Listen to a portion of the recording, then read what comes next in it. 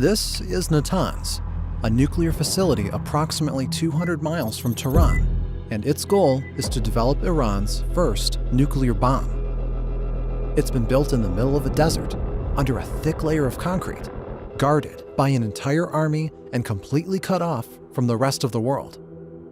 And Iran's efforts to get itself the bomb don't sit well with the United States, Israel, and a bunch of other countries in the region. Faced with this threat, some countries start a collective effort to find strategies and measures that could thwart Iran's ambitions. Of course, sanctions will affect us, but it only will delay our projects. After diplomatic efforts fail, the Allies zero in on another strategy. They create Stuxnet, the most powerful cyber weapon in the world. Stuxnet infected and damaged the Iranian nuclear program. Stuxnet is the first time where we've seen significant physical damage created by a cyber attack. Natanz is cut off from the internet. The only way to get any malware inside the complex is to find a person who would physically go into the facility and install it on a computer system. That person is a Dutch spy who delivered the malware to Natanz and enabled the whole operation. Here is the story of Eric van Sabin, the spy behind Stuxnet.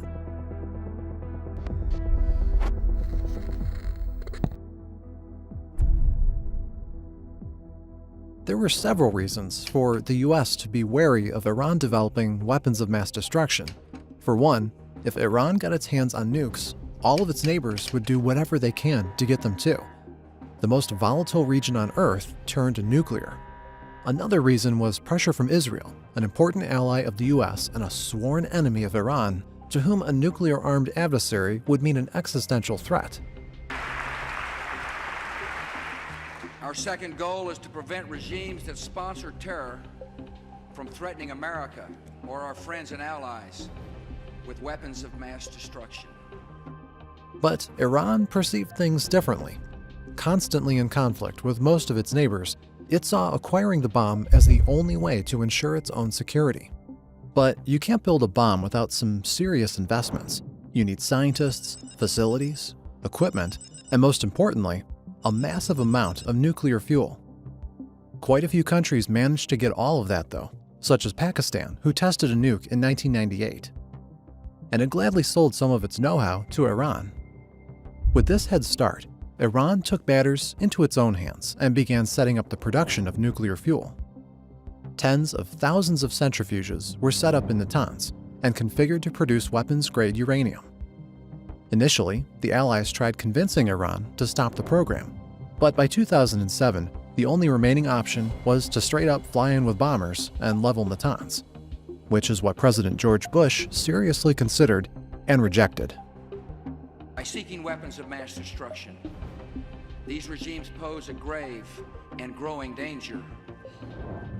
Such an attack would mean the start of another all-out war in the Middle East, and possibly beyond. But there was another option. For a few years, the NSA was exploring the scenario of disabling Natanz with a malicious program. The man in charge of that research was Keith Alexander, the first director of the NSA with a background in computer science and a knack for grandiose operations. Under his leadership, the agency kept collecting every bit of intel about the Iranian nuclear program. They even seized some Pakistani equipment sold to Libya and built a replica of Natanz to test the attack. Alexander's project was approved by George Bush in 2008 and called Operation Olympic Games. And its result was nothing but groundbreaking. According to numerous researchers, it was a cyber equivalent of the moon landing project. Revolutionary, stupendously expensive, and something we haven't seen ever since. It cost up to $2 billion and took several years to develop. It also used 4 unique vulnerabilities in Windows code. Even one of those is extremely rare to find and could cost millions on the underground market. And here's how it worked. The malware would infiltrate Natanz, stay hidden, and destroy the centrifuges by slowly, very slowly, spinning some of them out of control. In the span of several months, the rate of critical failure would slightly increase. Not enough to raise suspicion, but enough to throw a serious wrench into Iran's nuclear efforts. It was a genius solution to a difficult problem, but it had one fatal flaw: how to deliver a piece of malware to one of the most secure places on the planet. By the way, if you like this video, please like and subscribe so you don't miss our next one. Thanks. It was the air gap, the most basic and the most effective form of network security. It's when you literally cut off your computers from all external connections, so there's no physical connection between them and the internet at large.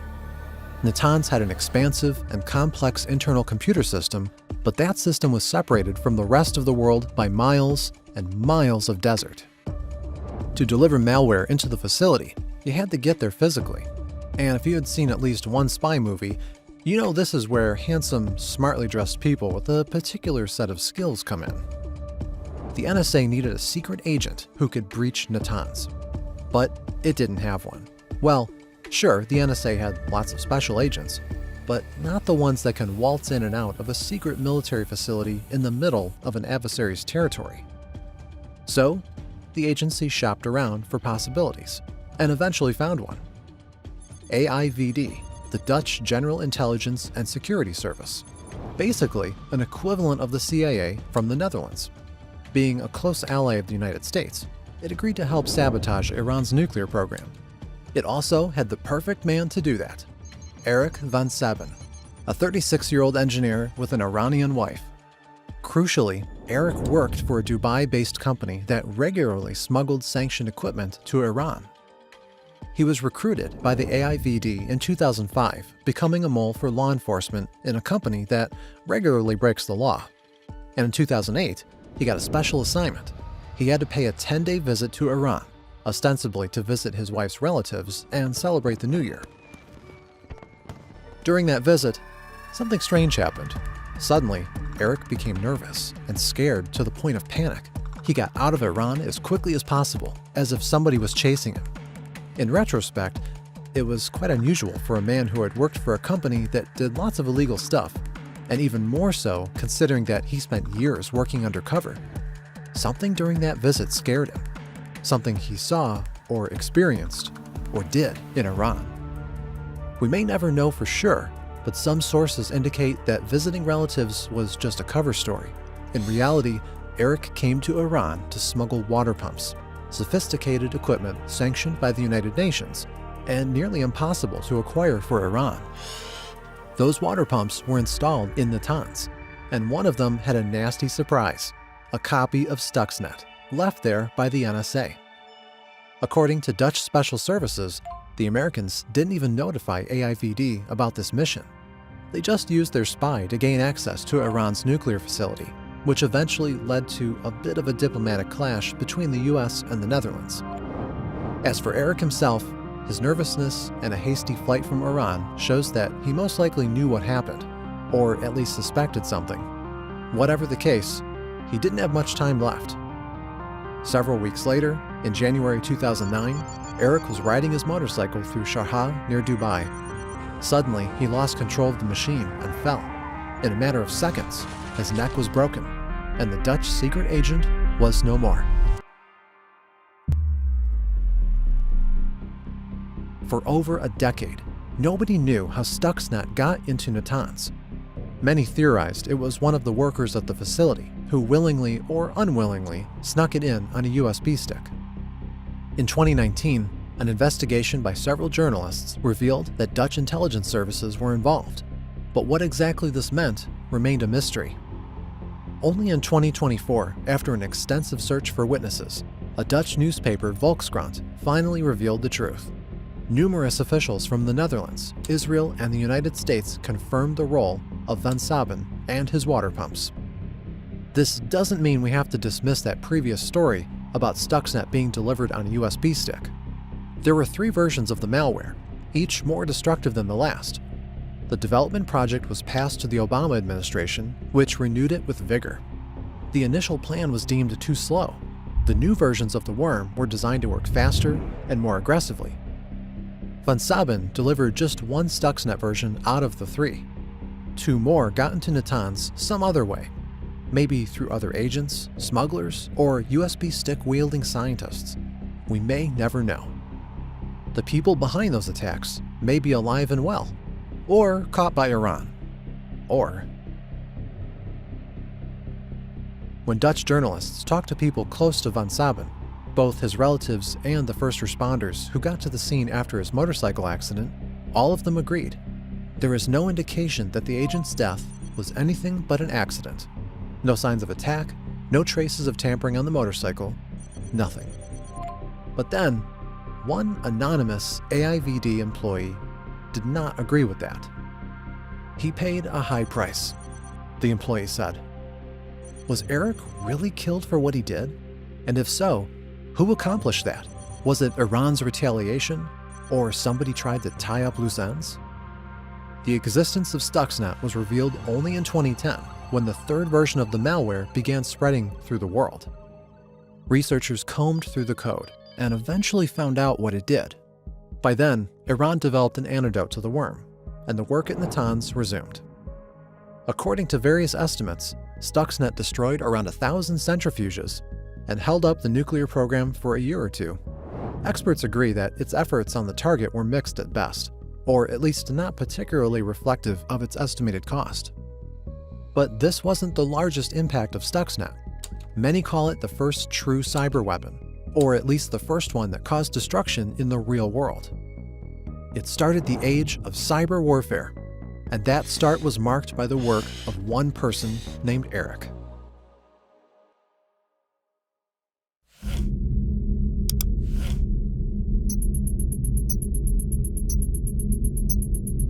December 2012.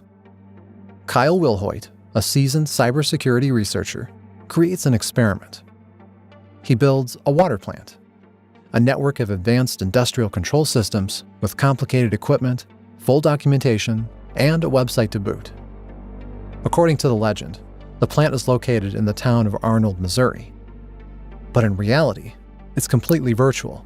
It runs from a couple of machines in Kyle's basement, sending fake measurements back and forth to imitate activity. The researcher takes a deep breath and connects the system to the internet. The experiment begins. Within several days, interesting things start happening. The plant gets attacked from all sides: North Korean military hackers, Russian ransomware gangs, even trolls from across the US and Europe. They attempt to do all kinds of mischief for fun and profit, connecting to the servers, breaking login pages, and injecting code wherever possible. But among all of them, one attack stands out. Several phishing emails drop into the box of the supposed plant. They're well researched and written, with legitimate-looking attachments. One text document hides malware. When launched, the malware scrapes the virtual plant. It finds the equipment documentation and beams that straight to a command and control server. Kyle follows, surprised at the lack of effort it takes to track the attacker. The server's in China. It's big, and it's full. Governmental records, documents, and corporate secrets. Kyle can't believe his eyes. He got them.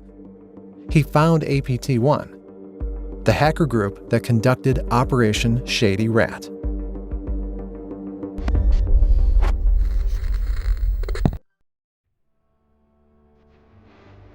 At that point, similar stories, almost beat by beat, have been happening worldwide for 6 years, except that their victims weren't virtual. It all began in 2006, when an employee of a construction company in South Korea received an email with an attachment. It was sent from an address bearing the name of his colleague, but there was something weird about it. Confused, the worker replied to double check, and within several minutes, he got a confirmation. The file's legit. However, the attachment didn't open. Instead, it started a malicious code. A remote access Trojan was launched on the worker's computer. A rat. In just several months, at least 8 companies were attacked by the same rat, and dozens more by similar ones. All of these intrusions had the same pattern: a spear phishing email, posing as one from a close acquaintance. It displayed some knowledge of the company, but was written in pretty poor English, as if they were in a hurry. The attachment would hide a rat, masked as a document or some other file. The attackers would converse with the victim and spare no effort to talk their way through their defenses. This is in the era of we're not worried about attribution. And so it's largely companies and organizations that had, by today's standards, laughable cybersecurity. I remember seeing, some shady rat intrusions where they were emailing screensavers as an attachment, right? And you look today and you're like, I'm sorry, you let a screensaver through the email gateway, right? Let alone that the user is like, oh, a screensaver, cool, I'll just download this and run it on my machine. The methods were crude, yet effective. But the most important element wasn't the breach itself. It was what happened later. The attackers didn't run away. They loitered, keeping tabs on the system, siphoning all the new data that appeared there. At the same time, they would start moving laterally. Using the gained knowledge and access, they would infect adjacent systems, other computers in the network, other branches of the company. They would repeat the same pattern again and again, building a rat cave under the noses of their victims. The shortest documented intrusion of such kind lasted for around 1 month. The longest one for almost 5 years.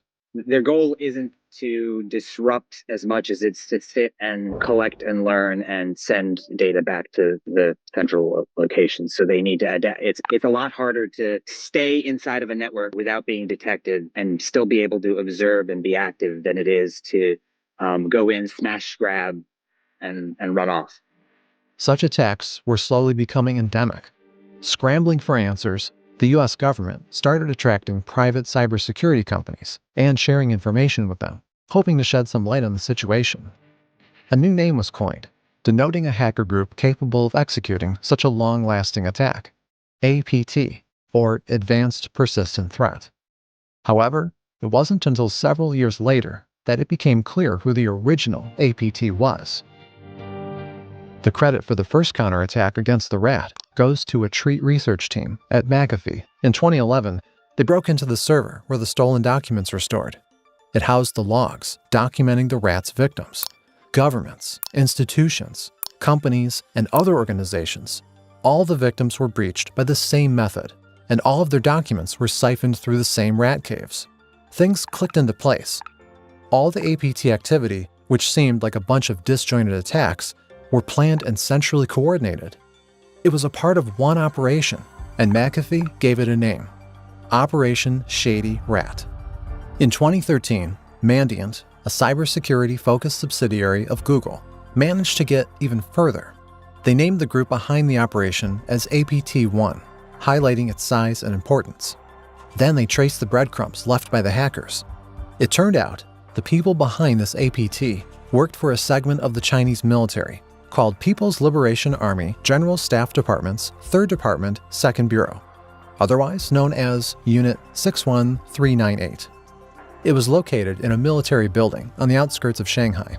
Several hundreds of people who worked there were responsible for anything from military reconnaissance and electronic warfare to writing propaganda comments on social media.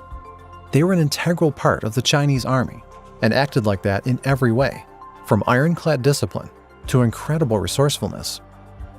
Except for one thing: operational security.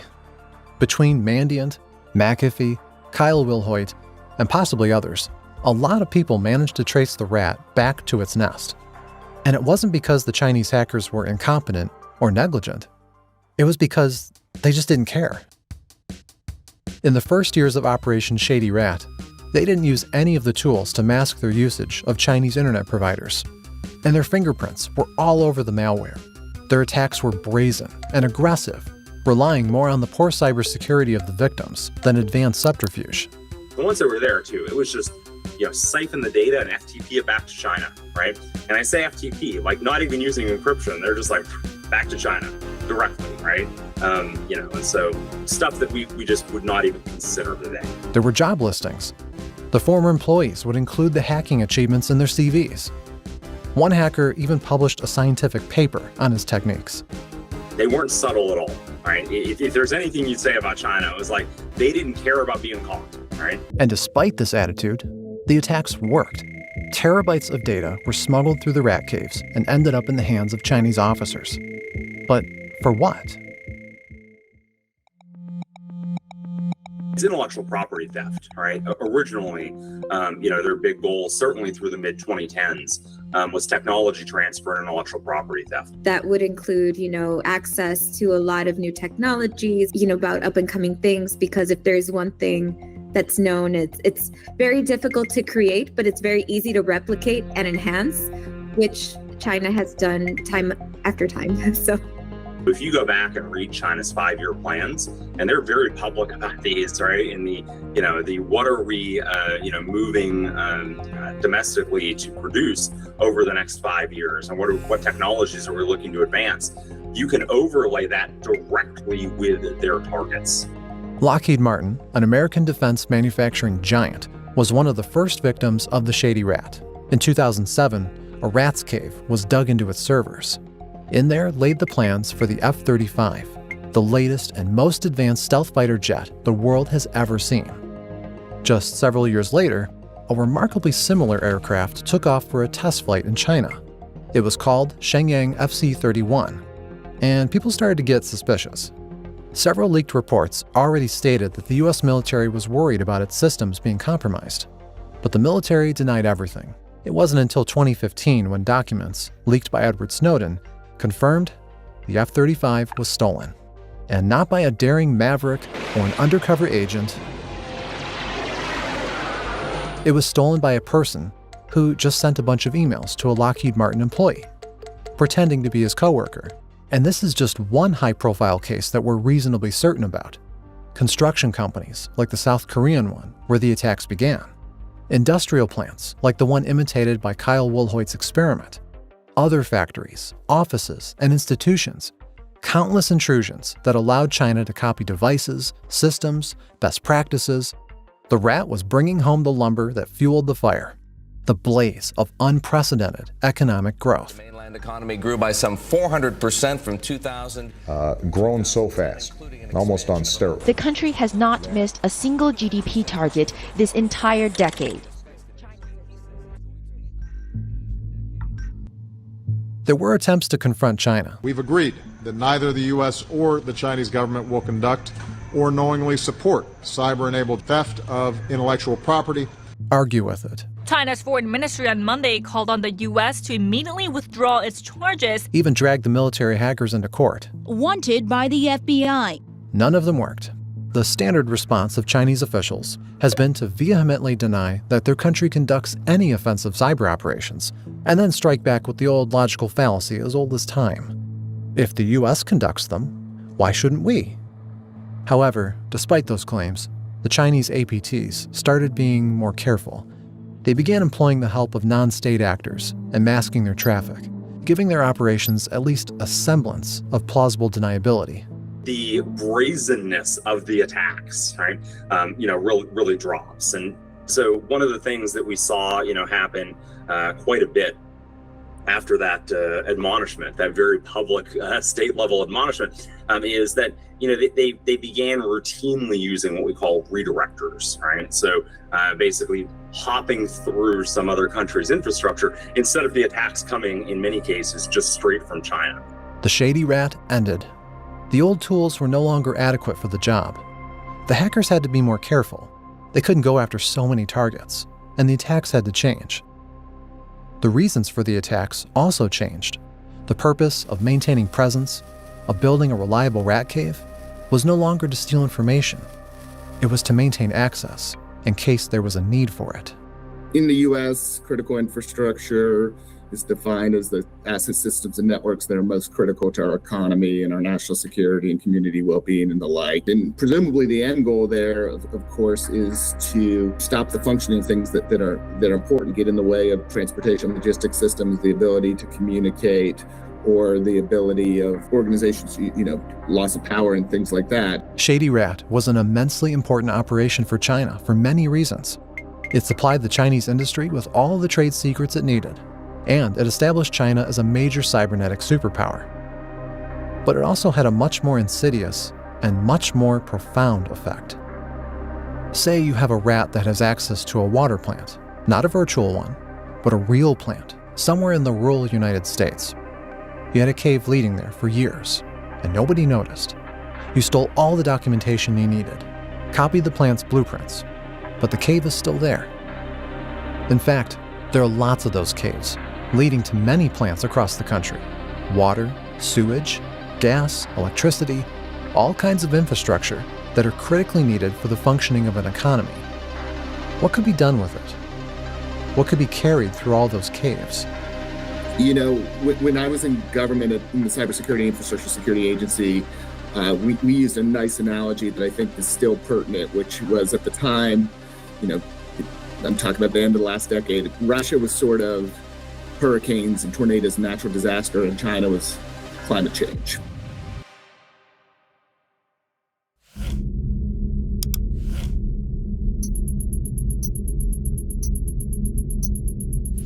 Most regular hackers can attack personal devices, small and large networks, or companies. But when nation-state hackers go to work, entire countries get paralyzed. Millions of computers get infected, and massive infrastructure projects get turned into scrap. That's what happened during the Stuxnet attack, Operation Shady Rat, or the 2007 cyber attacks on Estonia. Each of these hacks had scale and sophistication nobody could imagine before, and each of them were done by countries who use cyber as a weapon of war. And this weapon will not be put back into the box. But how does that work? What can we learn about state hacker groups, and which of them are the most powerful? Let's dive in. Cyber armies can take all kinds of shapes and forms, depending on what countries need them for. For example, some of them work a bit like secret cyber police. A typical case of that is Ocean Lotus, a hacker group often associated with the Vietnamese government. It mostly targeted Vietnamese citizens and organizations whose views did not align with the government's. Golden Falcon is another such example. It's been linked to the government of Kazakhstan and conducted an extensive cyber espionage campaign against various Kazakh nationals. Both of them were also used to attack neighbors, and such attacks are incredibly common all over the world. Many countries are locked in pitched cyber battles with their neighbors, especially in parts of the world where there's some sort of armed conflict. Their cyber armies often act as an arm of the regular army, typically tied to an intelligence agency or two. The United Arab Emirates, for example, has been accused of hacking into the phones of the Emir of Qatar, the Prime Minister of Lebanon, and other officials of rival countries, and even hiring former US cyber specialists to help with these efforts. Another country to do this is Israel. For decades, it fought wars with surrounding countries and established a powerful cyber army as a tool of its military intelligence, known as 8200.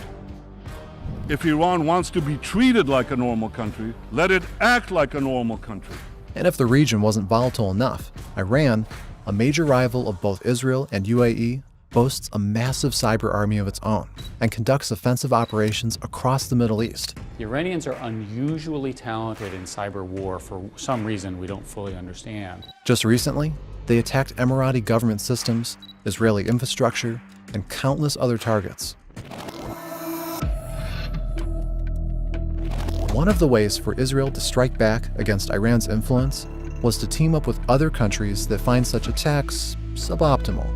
Stuxnet, perhaps the most famous cyber attack ever, was most likely a collaboration of US and Israeli intelligence agencies. It targeted Iran's nuclear production facilities with a virus, which physically damaged some turbines. What was created with Stuxnet was not just an operation to sabotage Iranian nuclear research. It was a new kind of weapon. Russia is also often employing the help of allied countries.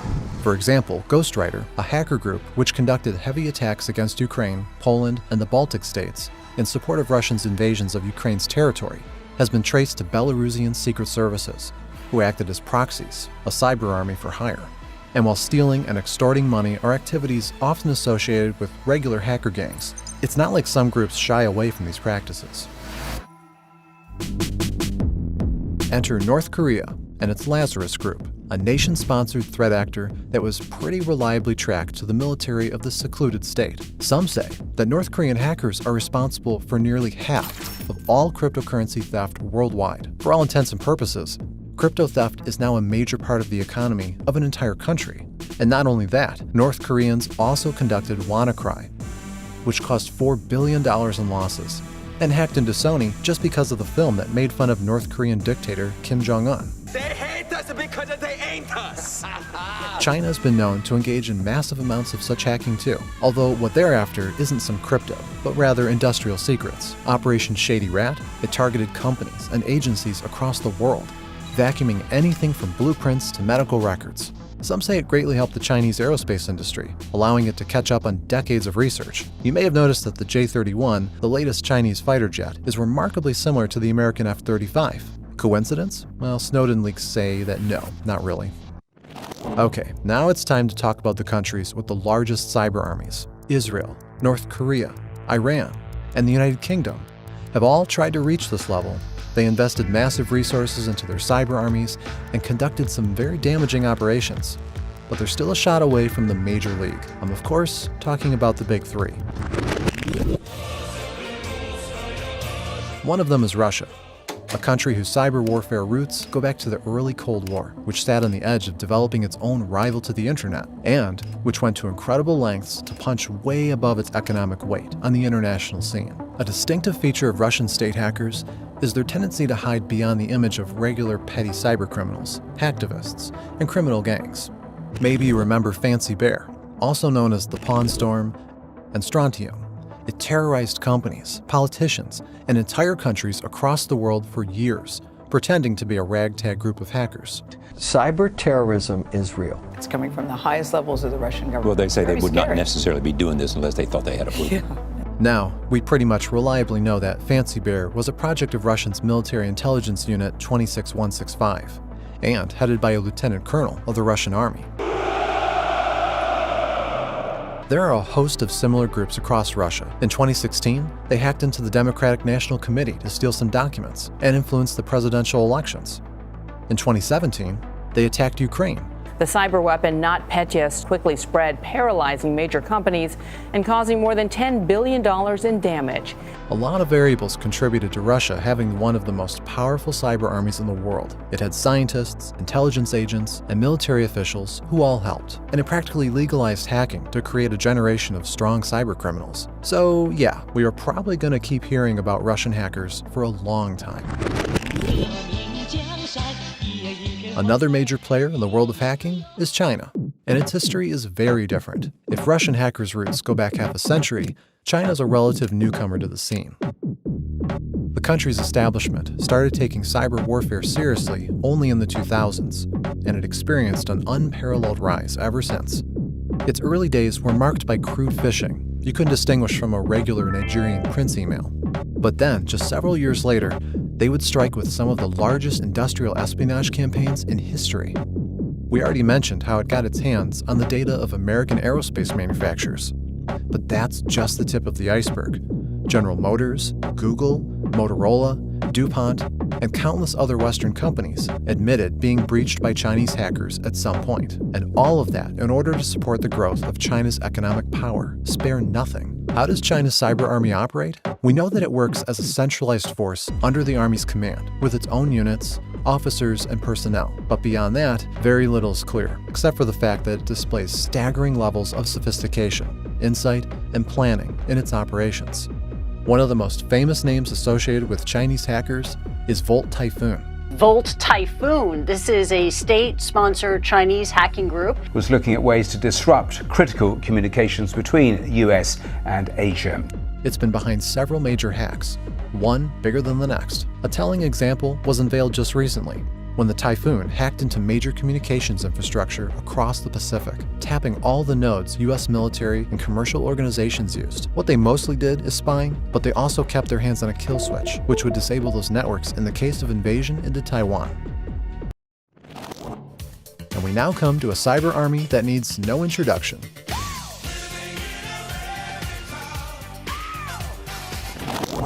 In fact, it's not as much of a cyber army as a whole ecosystem of armies that all work under one command, even if it's not in full synchronicity. The US military literally invented the internet, so their rise to the pedestal of the world's top cyber power is nothing but expected. However, maintaining such status in a world where every other country has a hacker army of its own is not an easy task. A sort of unifying structure that helps the US government do that is the US Cyber Command. It unifies cyber forces of various branches of the US military. US Army, Navy, Air Force, and the Marines, and it has an estimated yearly budget of over $13 billion. Just for comparison, that's almost the entire GDP of North Korea. And the Cyber Command doesn't even include the agencies you might associate with state-sponsored hacking, the FBI, the CIA, and others. So the cyber force Uncle Sam can exert if he needs something hacked is just incomprehensibly massive, and it shows. Some of the biggest and most sophisticated cyber attacks that have ever been conducted were traced to the US intelligence agencies. One example of that is Operation Glowing Symphony, a case in 2016 when the US agencies hacked into almost every single computer ISIS used and took them all down at once, wiping out communication, intelligence, and media of an entire emerging state. And when ISIS tried to recover, gather its resources, and create new communication systems, the US would just do that again, and again, and again. This is just one example of countless incredibly sophisticated offensive campaigns the US conducted. There are so many we know about, and probably many, many more we don't. This is not just about the Chinese, this is about the Russians, this is about the Iranians. These are all our potential adversaries who understand the things that underpin Western liberal democracies and are going after it. That's what keeps me awake. The reach of the United States Cyber Army is sublime, awe-inspiring, and a terrifying sight to behold.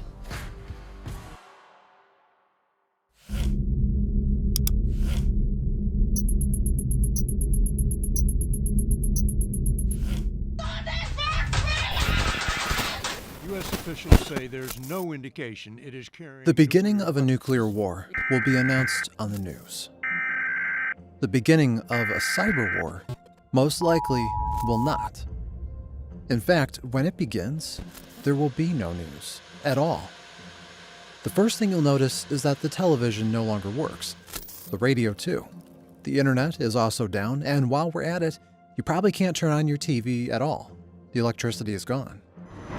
The water and the central heating are gone too, if you're lucky.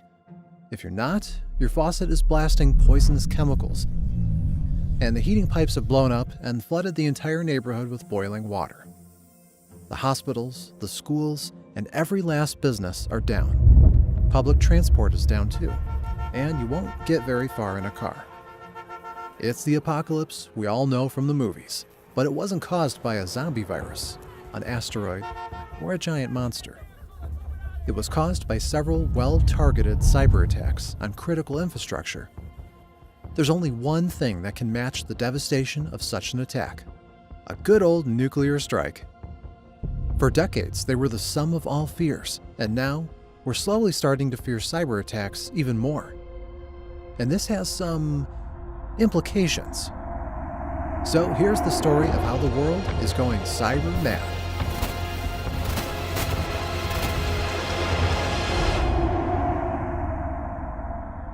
The scenario we just discussed is horrific, but it's also surprisingly plausible. To pull off such an attack, an army of hackers has to infiltrate several crucial systems we all depend on and take them down. Is it plausible? Well, the experts think so. So if I were going to do something, I would attack power and water. I would also attack communications, and I would attack banking. I'd go after your physiological needs, then I'd go after your safety and security needs, and then I would compound that then with additional attacks. So for it to be effective and to achieve what you want, it's not always necessarily destroying something, but if I can throw a society into chaos. Is it going to be a case where, you drop a nuclear bomb and all of a sudden, there's a city decimated? Well, no. But it could absolutely cause a city to become decimated in another way, where there's no services. As you mentioned, the water's all turned off, or, heaven forbid, a nuclear power plant is shut down and has a meltdown. And then you could have, even tremendous disasters, kind of like the nuclear bomb type things. But a single cyber attack could take out critical infrastructure for an entire country. That would be very difficult to successfully launch an attack of that scale, but I think it is absolutely possible. Sure, an all-out cyber war isn't as devastating as a full-fledged nuclear war, but rebuilding civilization from such a massive infrastructure takedown wouldn't be an easy task either. All the information you store in digital form is gone. Bank records, personal records, every last bit of financial information that makes markets work. The world would descend into chaos for years, if not decades, until some semblance of economy can be restored. It's a scenario no one would like to experience. Regular people would lose the comfort of their lives and the prospect of a bright future. Companies would lose countless billions in revenue, and governments would face the risk of complete implosion. This total cyber war seems like something we should really try to avoid. It's in everybody's best interest to keep attackers out of their infrastructure and secure it as much as possible, right? So, are we there yet?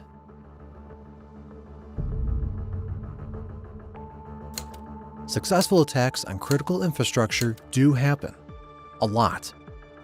In May 2023, Microsoft revealed that communication networks across the Pacific were infiltrated by a Chinese state hacker group known as Volt Typhoon. It tapped major communication nodes and stayed there, vacuuming crucial intelligence data.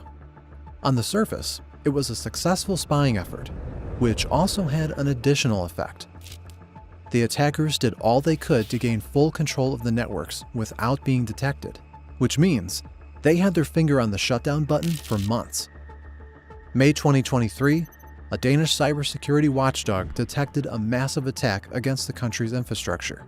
It caught Sandworm, a hacking arm of Russian military intelligence, which broke into 22 companies that were responsible for managing power plants, transmission networks, and distribution centers. Part of the attack was stopped, but not all of it.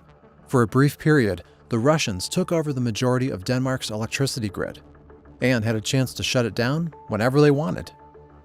In February 2024, a leak of internal documents by iSoon, a Chinese spyware manufacturing company, was posted online. Among thousands of documents were logs showing the company's employees infiltrated LGU+, the second largest mobile network provider in South Korea.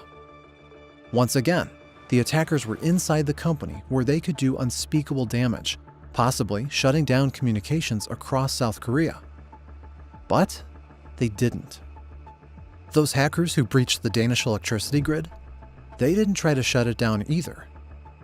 And Volt Typhoon, who had a capability to disable the entire US communications infrastructure in the Pacific, never pressed the button. These are just 3 examples. A lot more get reported every week. And how many never get reported? By the way, painting it as just a feature of Russia and China is not entirely fair. There's more than enough evidence that the United States and its allies are conducting offensive cyber operations of their own, but being a bit more quiet about it. Do I think we have the same capability? Absolutely. Will we hear about it? Only when there's only when something bad happens. You never hear about the good stuff. You only hear when something goes wrong, not when something goes right. So the US and the West is often very quiet about their cyber offensive capabilities, but we are starting to see more of that come to light. The first publicly known offensive cyber op of the United States was conducted by US Cyber Command, and that was in December of 2021. We also just recently heard confirmation from General Nakasone, who spearheaded the US Cyber Command. In June 2022, he said that the US was in fact conducting cyber ops against Russia in support of Ukraine. We often see that the US is disrupting and dismantling cyber operations of our adversaries. So those are typically the strategic goals of the US and other countries, I would say, is they're trying to keep adversaries out and maintain a strong defensive posture, more so than trying to cause any harm to their adversaries. Persistence is incredibly important in cyber operations. Let's stop here for a bit. Have you noticed this word? Persistence. It's an incredibly important part of modern, large-scale cyber operations, and it's what separates your regular cyber criminals from the big guys. Rogue regimes, criminals of every flavor, hacktivists, and the like, they attack critical infrastructure as well, and they often try to do as much damage as possible. Sometimes they even succeed. But their gains are temporary, and even though they sometimes cause millions of dollars in damage, that's peanuts in comparison to a full-fledged cyber war. To wage that, you need persistence. It's an ability to not only break into a system, not only steal data from it, but stay inside without being detected. A regular cybercriminal would compromise the system and immediately exploit it for profit, stealing data and trying to sell it, encrypting everything and demanding ransom, or just vandalizing the place. But for a hacker army backed by a major state, blowing perfectly good access on just one attack is a bit wasteful. Keeping a low profile and maintaining access in case they want to carry out an attack in the future would seem like a much better strategy. So where does this leave us? A world where major powers are constantly trying to get into the position where they can cause harm to their adversaries, but stop just short of doing that. Because harm is not their priority. Being able to cause that harm is a lot more important. Wait, isn't this something we've already seen in the past? Let's go back, far, far back, all the way back to the 1800s.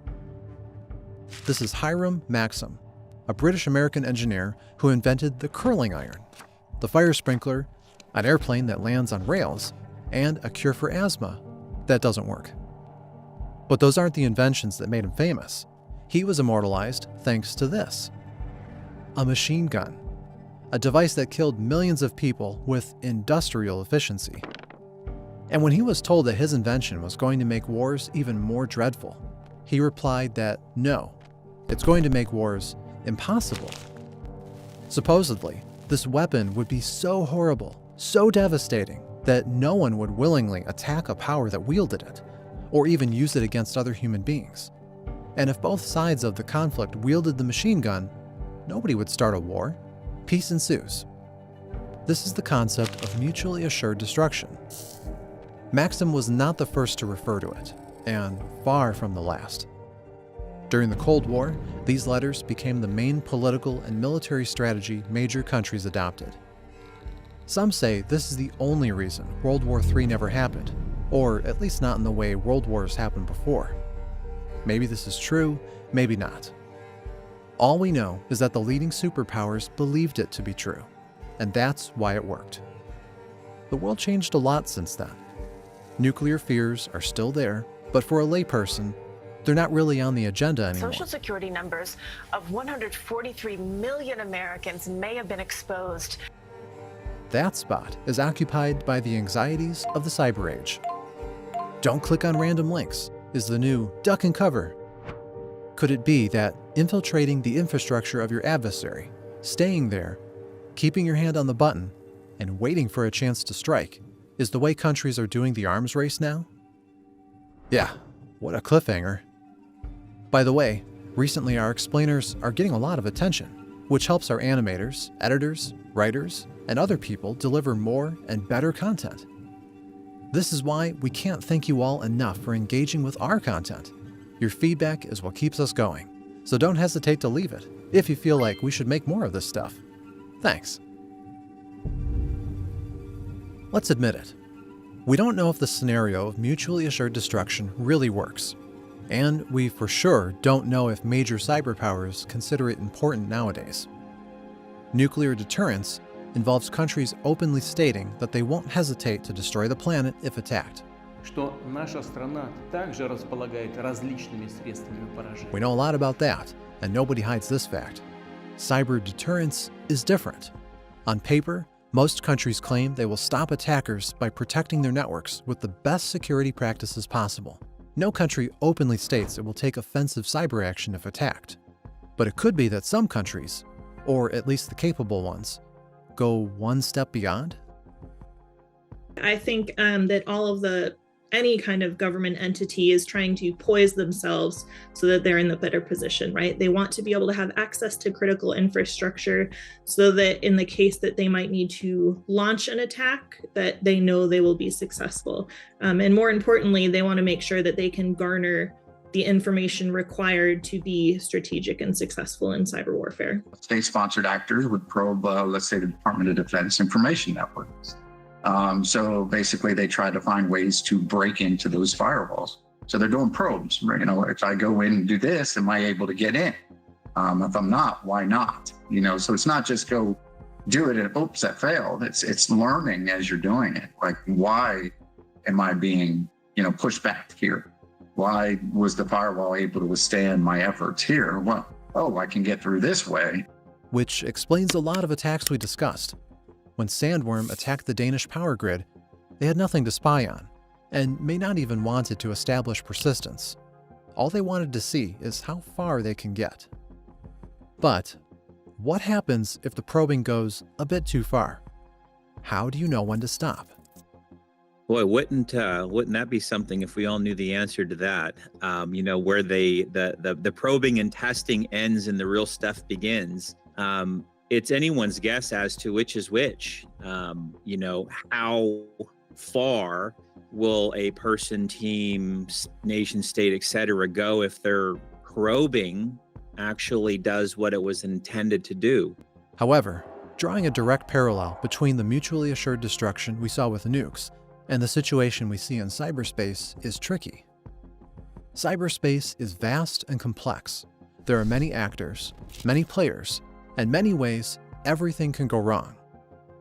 Know that mutually assured destruction works as well in cyberspace because you've got different actors. The chessboard is different. It's set up differently. So many more people can participate.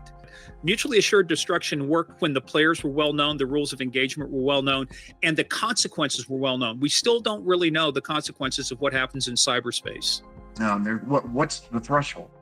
Are there criteria that are established? None of this exists yet. It's so common to see these cyber attacks right now that you can't say any cyber attack means you're attacking my country, because then every country would already be at war with each other, because it's been going on for quite a while. So that's certainly not the case. But if you shut things down, does that become, well, things have been shut down and that didn't do it. So the threshold of what becomes the declaration of war from a cyberspace attack needs to be ultimately defined, I think. And because without it, you're really going to have this ambiguous kind of, where are we? What does this mean? Achieving a full-fledged cyber attack, the worst-case scenario, is also much more difficult than it seems. Breaking into one communication network or one telecom provider is possible, and even then, you never know when you could be detected and kicked out of there. But breaking into all of them at once? That's a much more difficult task. There's a lot of things that have to go right in order to achieve this mutually assured destruction. How do you attack all of that at the same time? It will take an immense amount of resources to achieve this mutually assured effort. I think that maybe we're working towards that. We don't even know it. I do believe that the larger governments in the world are capable of launching a successful attack such as that, but they don't want that reciprocated on themselves. That's the reason why the US, Russia, and China are so incredibly strategic and persistent in their cyber attacks right now, is because they want to know what their adversaries are doing so that they are also prepared if they may have to respond to such a large-scale attack. On one hand, the fact that a full-fledged cyber war with faucets spewing poison and electrical networks going haywire is not looking too plausible is reassuring. With everything going on in the world, and the shadow of nuclear annihilation still hanging above us, we certainly don't need one more Armageddon scenario. However, is this really a good thing? After he invented the machine gun, Hiram Maxim thought it was so powerful it would bring world peace. It did not. Instead, it brought even more pain and misery. We might just be seeing the same story repeating with cyber weapons. If countries do not see attacks on themselves as serious enough of a threat, they might be a lot more eager to use their capabilities and cause more destruction in the process.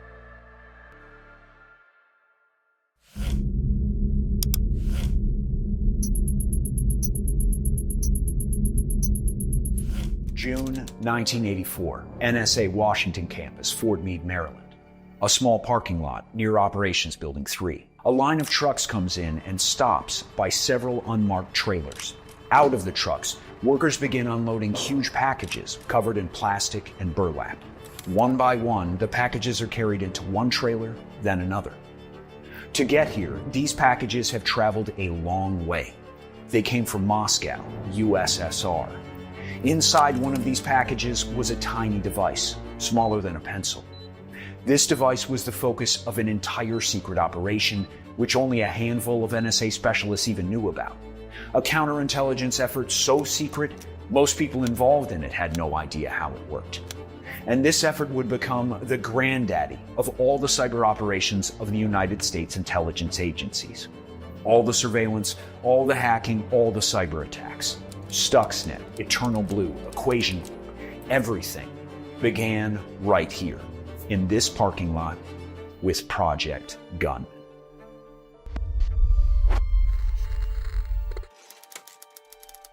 The story begins several months earlier. It's the height of the Cold War. Nuclear standoff, Berlin Wall, spy games, all the usual stuff. The entire world was split in two with one exception: embassies. Both the Soviet Union and the United States had these small patches of land in each other's territories. And no, they weren't officially considered foreign soil, but it was the closest you could get to that. The American embassy in Moscow was a massive Stalinist Gothic building in the middle of the city. 10 floors of America, less than 2 miles from the Red Square. Not only was it a diplomatic link between the US and the Soviet Union, all the spying went through there too. So as you might imagine, those 10 floors were chock full of secrets the Soviets were very eager to get their hands on. And they tried constantly. The building was erected in the 50s, and for decades after that, the staff kept finding recording devices embedded in the furniture, the walls, the concrete beams, basically everywhere. On a roof across the street, the Soviets even mounted a massive emitter that would blast the embassy with microwaves. Some say it was an unsuccessful attempt to give the American staff cancer. A more realistic version was that the Soviets were remotely charging all the surveillance equipment hidden inside the embassy. Nobody had any illusions that the building wasn't full of bugs, but finding all of them, or at least knowing what and how they recorded, was crucial. The lives of American spies all across the USSR depended on that. Though sometimes the staff would get some help. For example, in 1983, French and Italian diplomats found some bugs hidden in their teletype machines, basically typewriters that work remotely. The French tipped off the Americans, hinting that similar bugs were likely in their teletypes too. The devices were extremely complicated for the period, just hundreds of pounds of electronics. You could not hope for a better place to hide a small recorder. Okay, teletypes were probably bugged. What else? The embassy was full of similar electronic equipment. Computers, radio devices, even typewriters. Tons of the stuff. Literal metric tons. And somehow you had to look for those bugs without raising any suspicions. Because if the Soviets caught wind that you were looking for the bugs, they could temporarily remove or disable them. Even President Ronald Reagan was invested in the mission. He signed off on it personally and gave the task of finding the bugs in the embassy's equipment to the one man who could do it right: Walter G. Dealey, NSA's Deputy Director of Communication Security. In fact, he was given the job after personally contacting Reagan and offering himself and his agency. It's important to point out that back in the 80s, the NSA wasn't this massive boogeyman of a federal institution we see today. It was formed in the 50s out of previous counterintelligence efforts and was basically tasked with all kinds of signal monitoring. Yeah, cryptographic this and radiographic that looked very cool back then, but nobody took them very seriously. At least until 1983, when Dealey came forward and told Reagan, "We can find that damn bug." We can assume Reagan liked the attitude. Now all that was left was to find the damn thing. But before that, let me tell you about this episode's sponsor, you. That's right, we can do these videos purely because of your support right here on YouTube. Your likes, subscribes, and comments help move us forward. So yeah, thanks. Okay, back to the 10-story embassy in Moscow. The NSA wanted to get the bugged equipment out of the embassy without raising any suspicions, so it came up with a story that the tech was getting upgraded. In reality, they didn't upgrade anything. They just bought a direct duplicate of all the equipment and flew it to the USSR. The old equipment then had to be packed up and sent back to the US, which was easier said than done. There were 10 tons of it. And those teletype machines, they were massive. When the Soviets noticed that the American staff was bringing in the new, upgraded stuff, they turned off the electricity for the entire building, for, maintenance. So the elevators were out of the question, and the 10 tons had to be carried by hand up and down through the entire building. The staff collected all the equipment on one floor and packed it with special tamper-proof bags. The only place to get those bags was the US, so if the Soviets ever tried to remove a secret bug from the equipment transport, the NSA would have no difficulty in finding that out. Finally, the equipment was transported to an airport, then flown to Frankfurt, and then to Washington, D.C. Okay, what's next? You have to look through it somehow. It's awfully complex, there are transistors upon transistors, so how do you find that one chip that does not belong?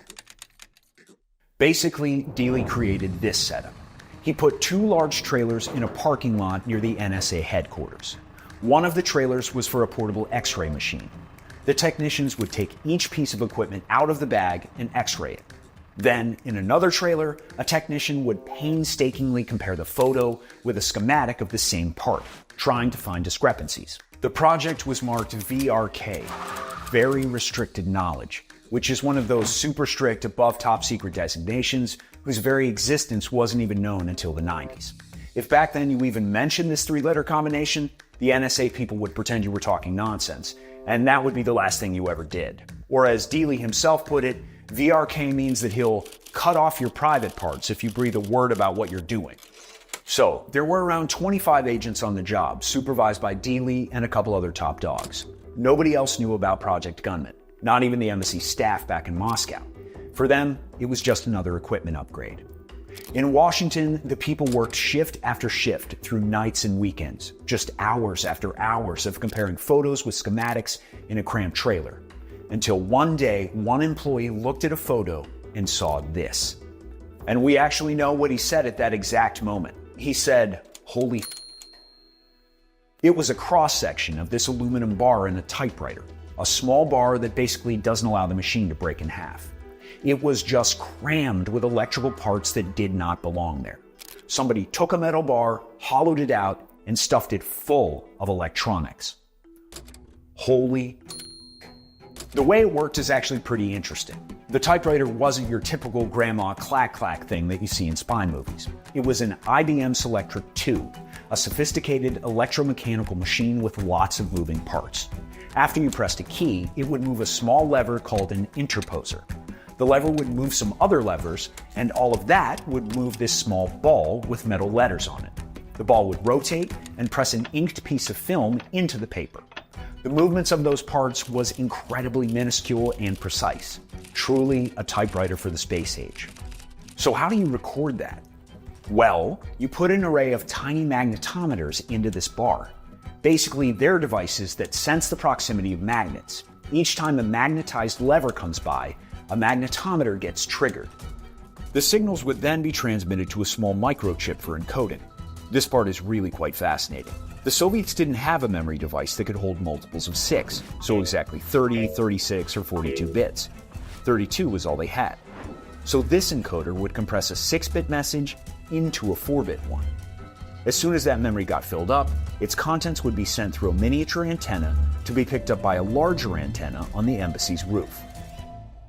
The sophistication of the whole thing by 80s standards was just off the charts. The NSA had no idea that the Soviets were capable of creating anything like that, let alone secretly installing it in embassy equipment.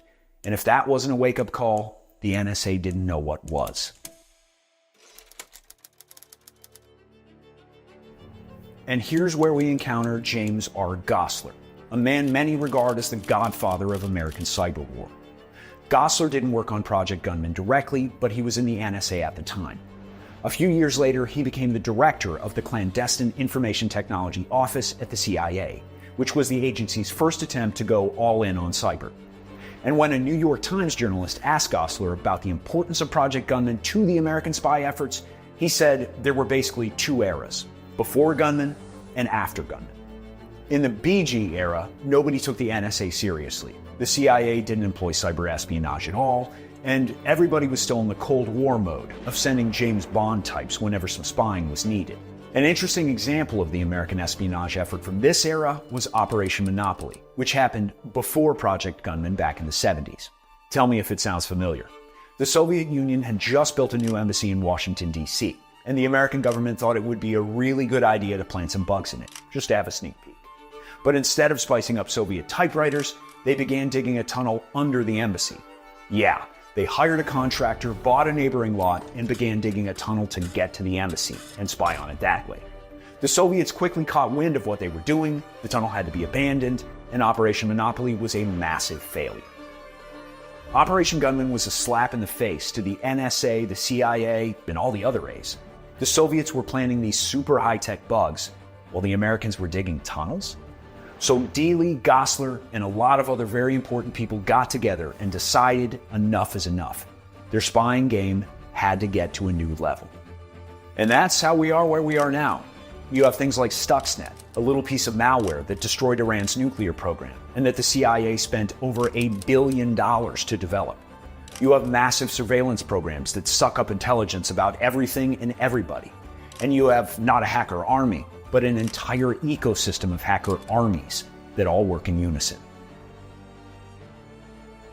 So yeah, while most of the history of the American cyber warfare is classified, maybe the most important story, the inciting incident, is the one thing we do know about, and that's Project Gunman.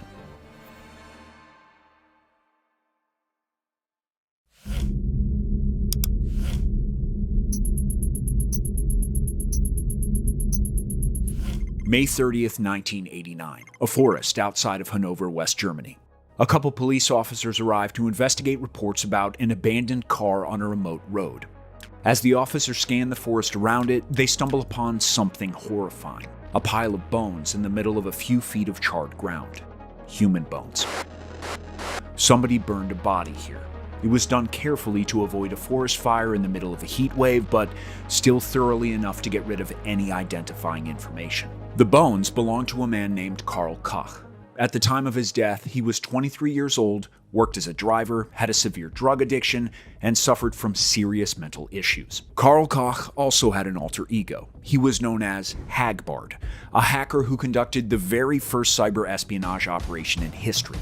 Along with a small group of friends, he broke into hundreds of computers belonging to major defense contractors, factories, institutions, research organizations, and laboratories all across the world. He stole thousands of cutting-edge scientific documents, from reports about missile trials to microchip schematics to nuclear research data. But here's the catch. Karl and his friends were tracked down. To do that, the authorities had to pretty much invent the modern field of cyber forensics.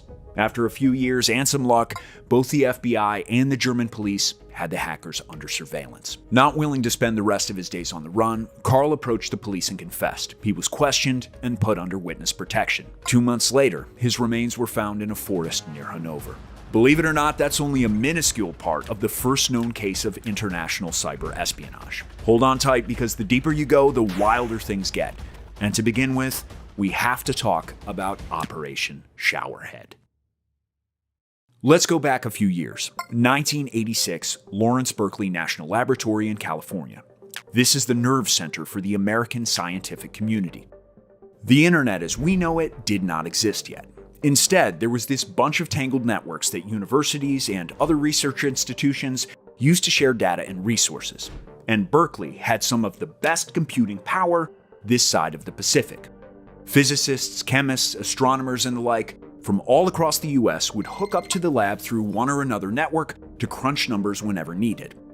Mind you, this level of compute was not cheap, so the laboratory would charge its users for each second. The records were kept tight. And one day, the staff noticed a slight error. Somebody used the computers but did not pay for 9 seconds of their time, 75 cents. I'm sure it's nothing serious compared to the time the undergrads probably wasted using those supercomputers to play Pong or whatever, right? The staff put one of its junior workers on the task of figuring out the discrepancy. The worker's name was Clifford Stoll.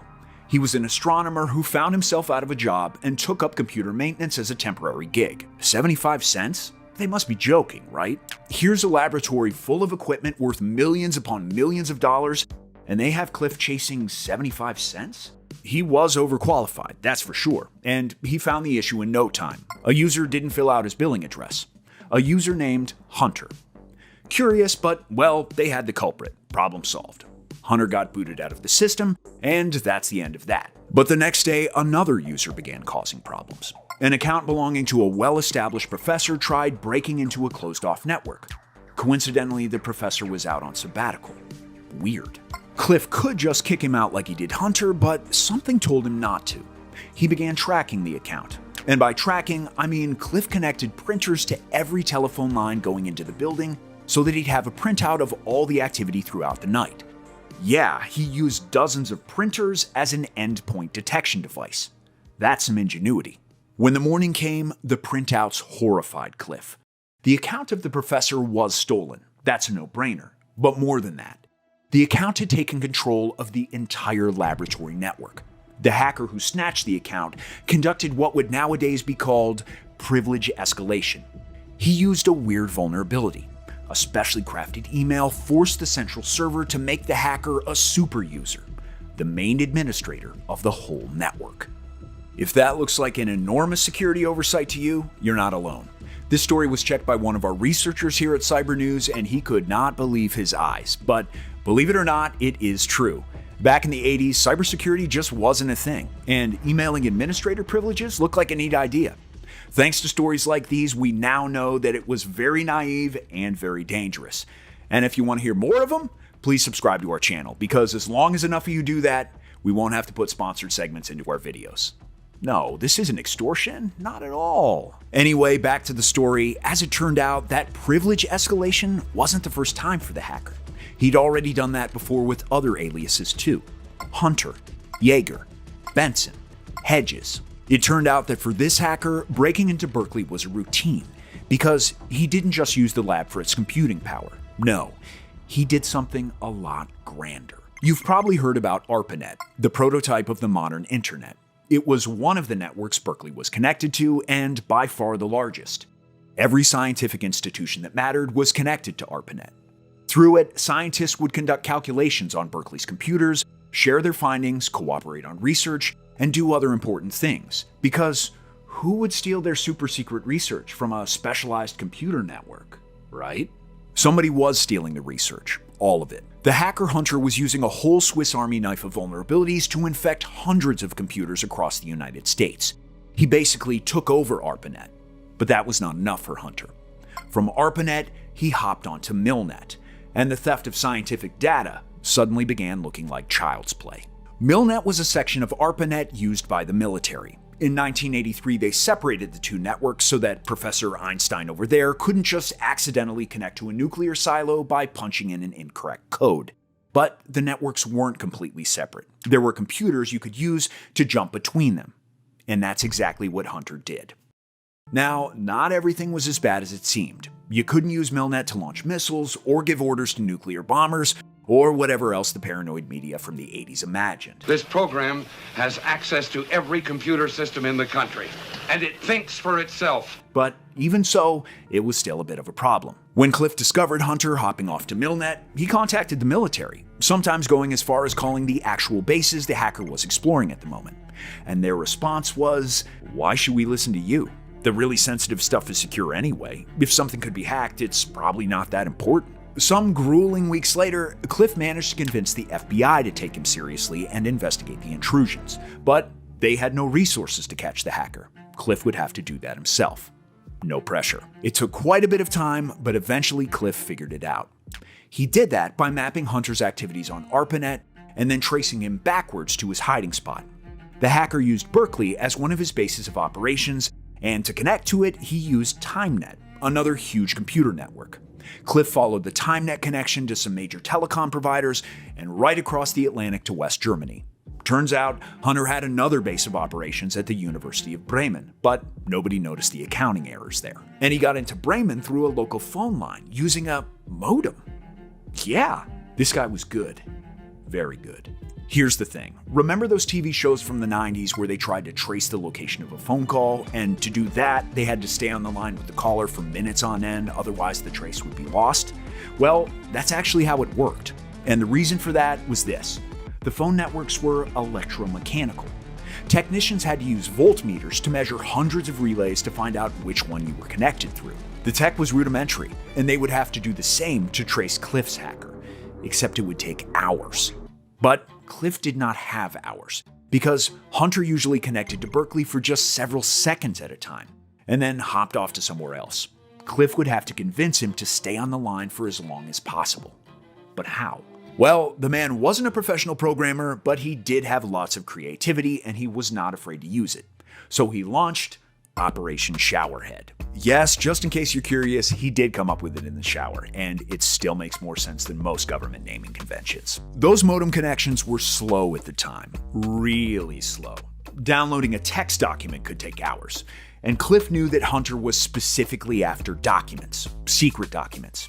He gobbled up anything connected to missiles, lasers, any sci-fi sounding thing he could find. So, Cliff created his own documents about missiles and lasers.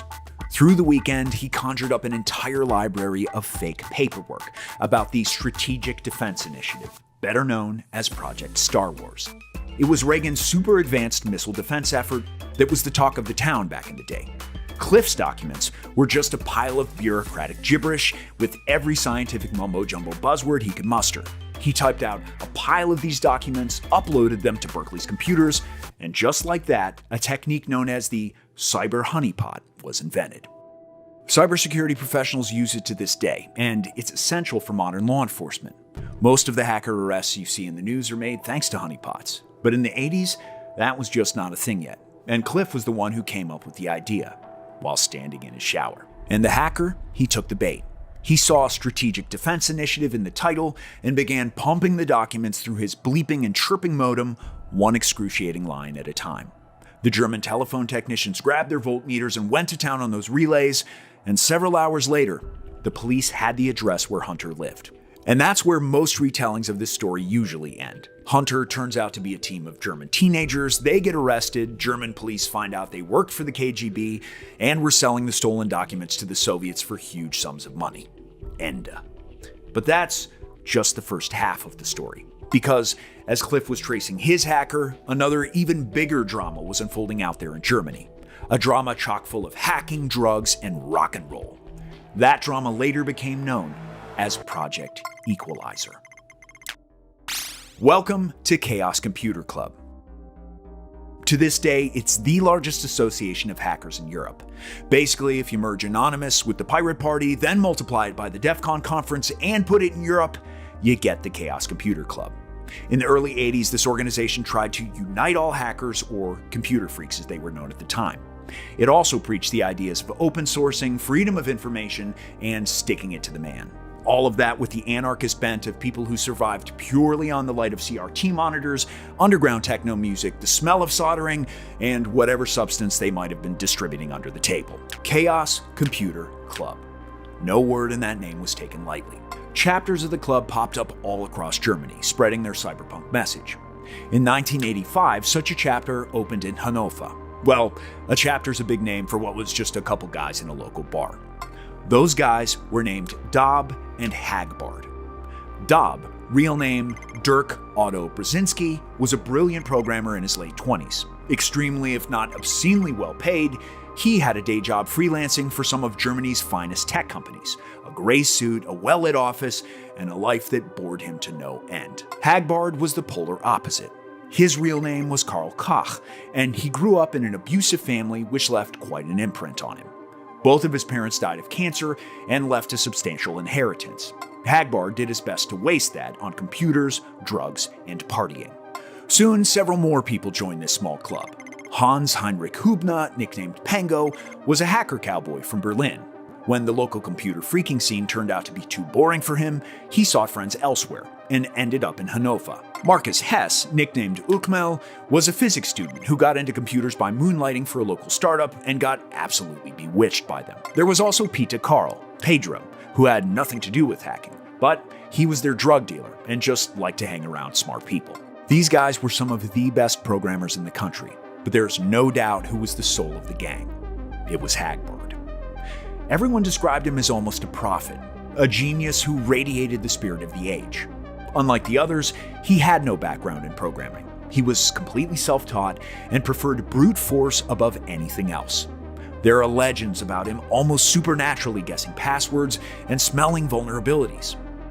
If the first attempt at hacking didn't work, Hagbard would try again, and again, and again, spending days by the computer and consuming a crazy amount of whatever mind-bending cocktail Pedro supplied. There was one more thing about Hagbard. He was obsessed with a book. This one, the Illuminatus trilogy. A sort of main character of this book is named Hagbard Celine. That's the inspiration for Carl's handle. In the book, Hagbard is a reclusive hero who travels the world in a golden submarine with a crew of outcasts and a supercomputer of his own design. Hagbard's life has one purpose: fighting the Illuminati. The history of the world is the history of the warfare between secret societies. This is an epigraph that opens up the book, and it sums the thing up perfectly. The setup is simple. The world is controlled by a conspiracy, an evil cabal that runs humanity as material for their dark experiments. They worship devils, play with governments, and seek to bring about the apocalypse. Only heroes like Hagbard can foil their plans. They fight the Illuminati and manage to beat them at their own game. The Illuminatus book was extremely important to Carl. He named himself after the protagonist and his computer, after the one in the book, and he took its teachings extremely seriously. He was absolutely sure the world was run by the Illuminati, and by gosh, he would dedicate his life to fighting them. The book's philosophy also worked well with the ideas of Chaos Computer Club. They were anarchists, digital punks fighting against whatever authority there was, for freedom for all. The club, Hagbard, and his friends agreed information can't belong to governments or corporations. It should belong to everybody. And if some people have difficulty accessing it, that access has to be provided by any means necessary. Basically, they created the philosophy of modern computer pirates. But there was a huge challenge for this philosophy. The internet, in its modern form, did not exist back in the mid-'80s. People from all across the world could not just use their personal devices to find whatever they want, no matter how good they were at hacking. The Soviet Union was the perfect illustration of this. It was behind the Iron Curtain and didn't have access to Western technologies. Although it tried to create a sort of unified computer network, that ended up in failure. And compared to the US and Europe, the number of personal computers in the USSR was minuscule. Whatever computers the Soviets had were either smuggled in from the West or a decade behind the curve. Hagbard and his friends weren't communists, not at all. In fact, the Illuminatus books described communism as just another project of the Illuminati, along with rock and roll and recreational drug use. But helping the people of communist countries, even if done through the government, was another matter entirely. So the group decided to become digital Robin Hoods. By that time, they formed a well-oiled hacking machine that could breach almost any system, powered by the technical talents of the three brilliant programmers, fueled by Pedro's drugs, and inspired by Hagbard's preachings.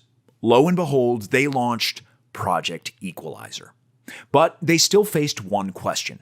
How do you actually go about helping the Soviets from West Germany? At first, Pedro, the one with the people skills, just went to the Soviet embassy and offered the group services. That did not work. Then Hagbard tried his luck. To prove his worth, he threw together a demo of sorts. A bunch of carefully researched information about American computer networks, the pathways the hackers could access, and the systems they were capable of breaking into. There were passwords that opened up access to Milnet, the Pentagon, NASA. But to keep the Soviets hooked, Hagbard decided to hide them. To get those passwords, the KGB would have to pay 1 million German marks, and not a penny less. You see, the money Hagbard inherited from his parents had long since been squandered. The earnings of programmers were huge by the standards of the day, but their appetites for drugs and tech were larger. The guys were broke, and while their vigilante ambitions ran wild, they needed money fast. Hagbard and his friends traveled to East Berlin and approached a KGB officer. His name was Sergei, and he was a KGB officer. As you can guess, convincing him to trust a bunch of young, drugged-up hackers was not easy. And on top of that, he had difficulty grasping how a computer network even worked, let alone understanding what hacking meant. Also, 1 million marks? This kind of money was just out of the question. Hagbard's plan to give the Soviets the military passwords didn't work. He had to settle for less. So on their next trips to East Berlin, the hackers brought whatever important-sounding data they could find. Nuclear research, information on missile tests, scientific papers on physics and astronomy.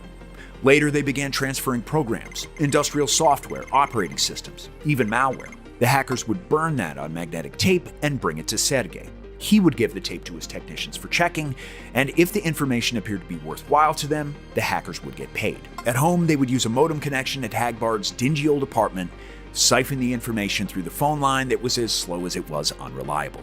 They would use TimeNet to connect to the University of Bremen, then hop across the Atlantic and through some more steps, and land at Berkeley. Nothing could stop them. Nothing but the KGB. Because after a few trips east, the scientific papers no longer cut it. Passwords to the Pentagon would have been nice, but for those, Hagbard demanded 1 million marks. They had to find a compromise, and Sergei gave a hint. The KGB would be extremely grateful if the hackers could provide anything on the Strategic Defense Initiative, the infamous Star Wars project. This was the time when Cliff Stoll discovered Hunter on Berkeley's network, and in truth, that was a bit of a happy coincidence. Project Equalizer was in peril. The tightly knit group of hackers began falling apart. Some of the guys were wary of the spy games they got dragged into, others had qualms about doing it for the money, and everybody got sick of Hagbard's Illuminati obsession. You see, here's the thing about this book. From all we know, Hagbard, Carl, saw it as an adventure novel based on some true facts. Well, it certainly looked like that, with its references to documents and real-world events. But in reality, it was a parody of conspiracy theories, Cold War paranoia, and everything in between. The authors worked in the press and kept receiving these letters where people would write about worldwide secret societies, Freemasons, flying saucers, communist agents, satanic cults, and the Illuminati. Well, it was basically Twitter before Twitter existed. The book was written on one premise. What if all these nuts are right, and every single conspiracy theory they complain about really exists? But if the eventual appearance of the internet proved any one thing, it's that any parody, no matter how extreme, can be taken for a real thing. And that's how Hagbard took it. As we now know, he had serious mental issues and obsessive drug use that pumped that up. This is not to diminish Hagbard's skill as a hacker. By all accounts, he was a genius, but he was a deeply disturbed individual, and there was a price to pay for his talents. The team began fracturing. They no longer cooperated, got sloppy, and stopped cleaning up their tracks. They began leaving accounting errors in the systems they used. At the same time Cliff found their traces at Berkeley, the guys were also discovered by the engineers of CERN, and possibly by some of the other victims. Sensing the impending doom, Hagbard threw one last Hail Mary. He found some new documents on the Strategic Defense Initiative on Berkeley systems. Just what the Soviets wanted, right? You can imagine what happened later. Soon after falling into the Star Wars honeypot, Hagbard noticed something frightening. He was being tracked. The German police were onto him, and there was no way to escape. He decided to give up, and in a few days he contacted the authorities and told them everything about Project Equalizer. And that was the real end of the world's first cyber espionage operation. Hagbard got into witness protection, his friends were arrested, and Project Equalizer, along with Operation Showerhead, became history. What happened next is hard to discuss. A week later, Hagbard's charred bones were found in a forest near Hanover. An official investigation was launched and concluded Karl Koch had taken his own life by self-immolation. Yes, the circumstances of his death look incredibly fishy, and we can doubt the official conclusion as much as we want. But Karl's friends? For some reason, they don't doubt it. According to them, before the end, Karl got disillusioned with everything. His plot to help the Soviets did not work. His war on the Illuminati appeared to be pointless, and the same government he tried to fight was now protecting him from the KGB. Halt aus seiner psychischen Situation nicht rausgekommen ist und daran dann eben auch gescheitert ist. Also egal wie es jetzt im Endeffekt abgelaufen ist, aber es war seine seelische Instabilität, die ihn letztlich ins Irrenhaus gebracht hat, die ihn in eine psychiatrische Behandlung gebracht hat und die ihn wahrscheinlich dann auch das Leben gekostet hat. Fast forward a couple decades, and some of the people involved with Project Equalizer became famous hackers and security researchers in their own right. None of them were as famous as Clifford Stoll, though, the man who caught them. Between a best-selling book, countless lectures, and a documentary with glorious live reenactments, someone named Sventek. Sventek? He became a legend. Karl Koch, Hagbard, also became a legend. He got a bittersweet techno song dedicated to him, and a German film with painfully 90s hacking scenes. But what immortalized all of these people more than anything was the techniques they created. Project Equalizer was truly the first international cyber espionage operation in the world, and Operation Showerhead laid the groundwork for every counter-espionage effort that came after.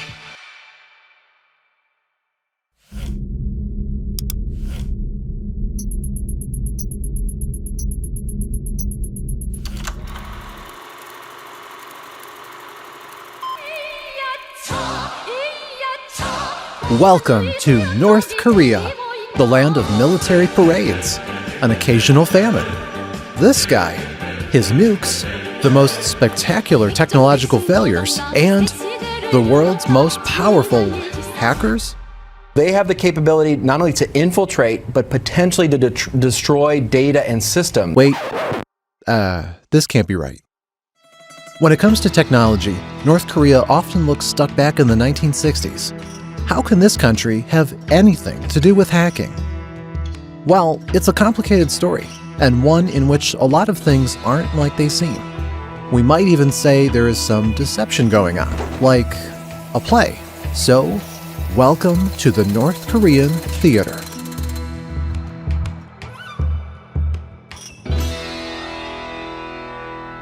If you were around a few years ago, you probably saw this. This is Axie, a fluffy creature from Axie Infinity, a video game that's supposed to be your chance to earn real money while playing. It was all the rage at the height of the NFT craze. Millions of people played it. Some even dropped their real jobs for that. And in March 2022, those players began experiencing something strange. It looked like a serious glitch. Some functionality went down, but surely somebody will fix that quickly, right? Nobody could fix it.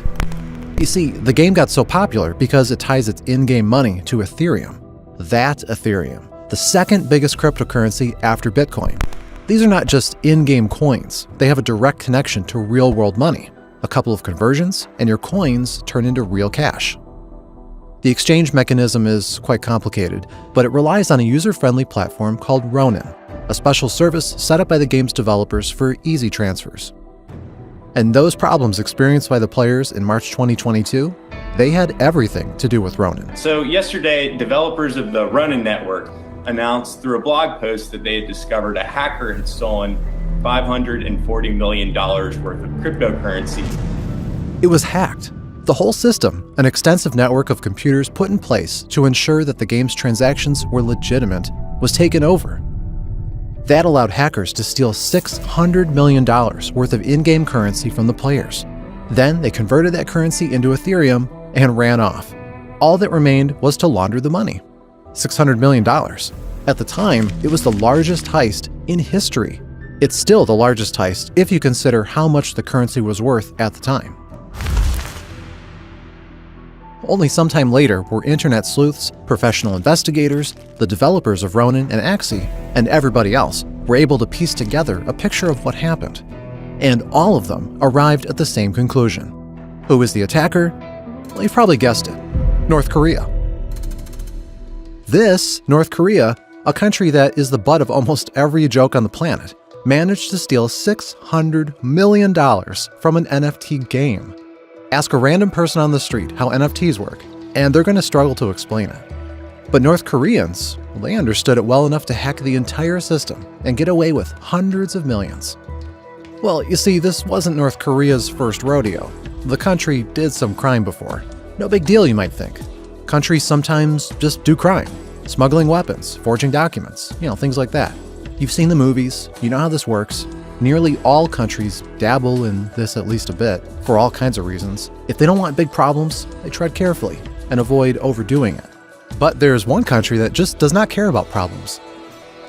Yes, that's North Korea. And when you don't care about problems to the North Korean degree, crime can get a little out of control. North Korea is absolutely, without a doubt, in a league of its own when it comes to breaking international law. You might think the one country you don't like does it a lot, but compared to North Korea, even that is peanuts. The North Koreans did it all, trafficking weapons and cigarettes, poaching endangered animals, producing counterfeit drugs, illegal drugs, very illegal drugs, trafficking very, very illegal drugs manufactured by others, trafficking people, selling people, kidnapping and trafficking people, and of course, trafficking people to conduct slave labor. In the 1980s and 90s, it even engaged in forging dollar bills, and did that so well that American intelligence agencies called those super dollars, because their quality was actually better than that of real dollars manufactured in the United States. But then, by the 2000s, this kind of activity began to die down. It still happened, and even today, an occasional North Korean illegal arms sale still gets busted here and there. But these days, the communist criminal empire is just a shadow of its former self. Or so it would seem, because on some level, it's actually bigger than ever.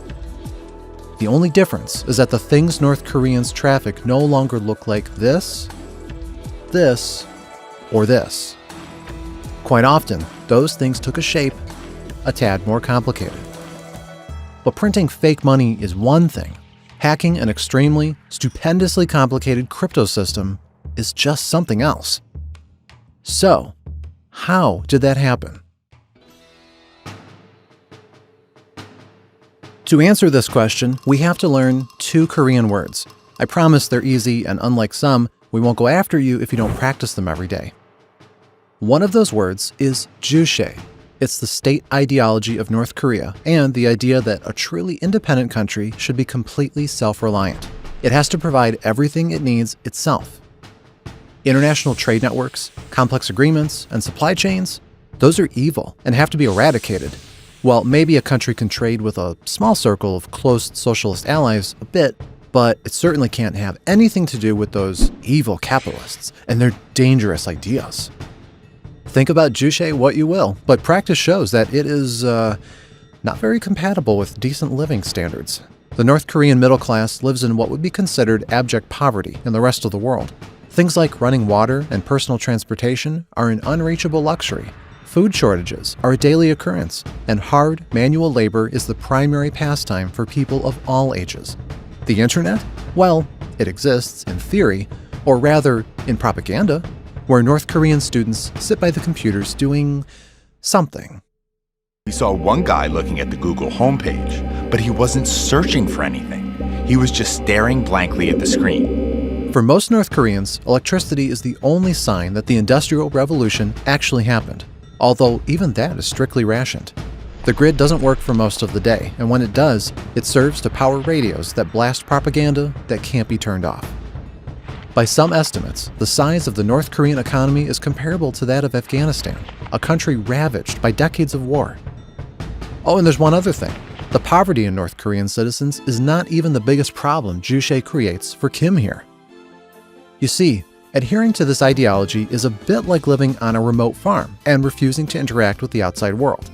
On the surface, everything might look okay. You control your own life and maintain your own shelter. If you're lucky enough, you have a surplus of food to sustain yourself. But if you grow bored of the same old meals and decide you want to taste something more exotic, you're suddenly out of luck.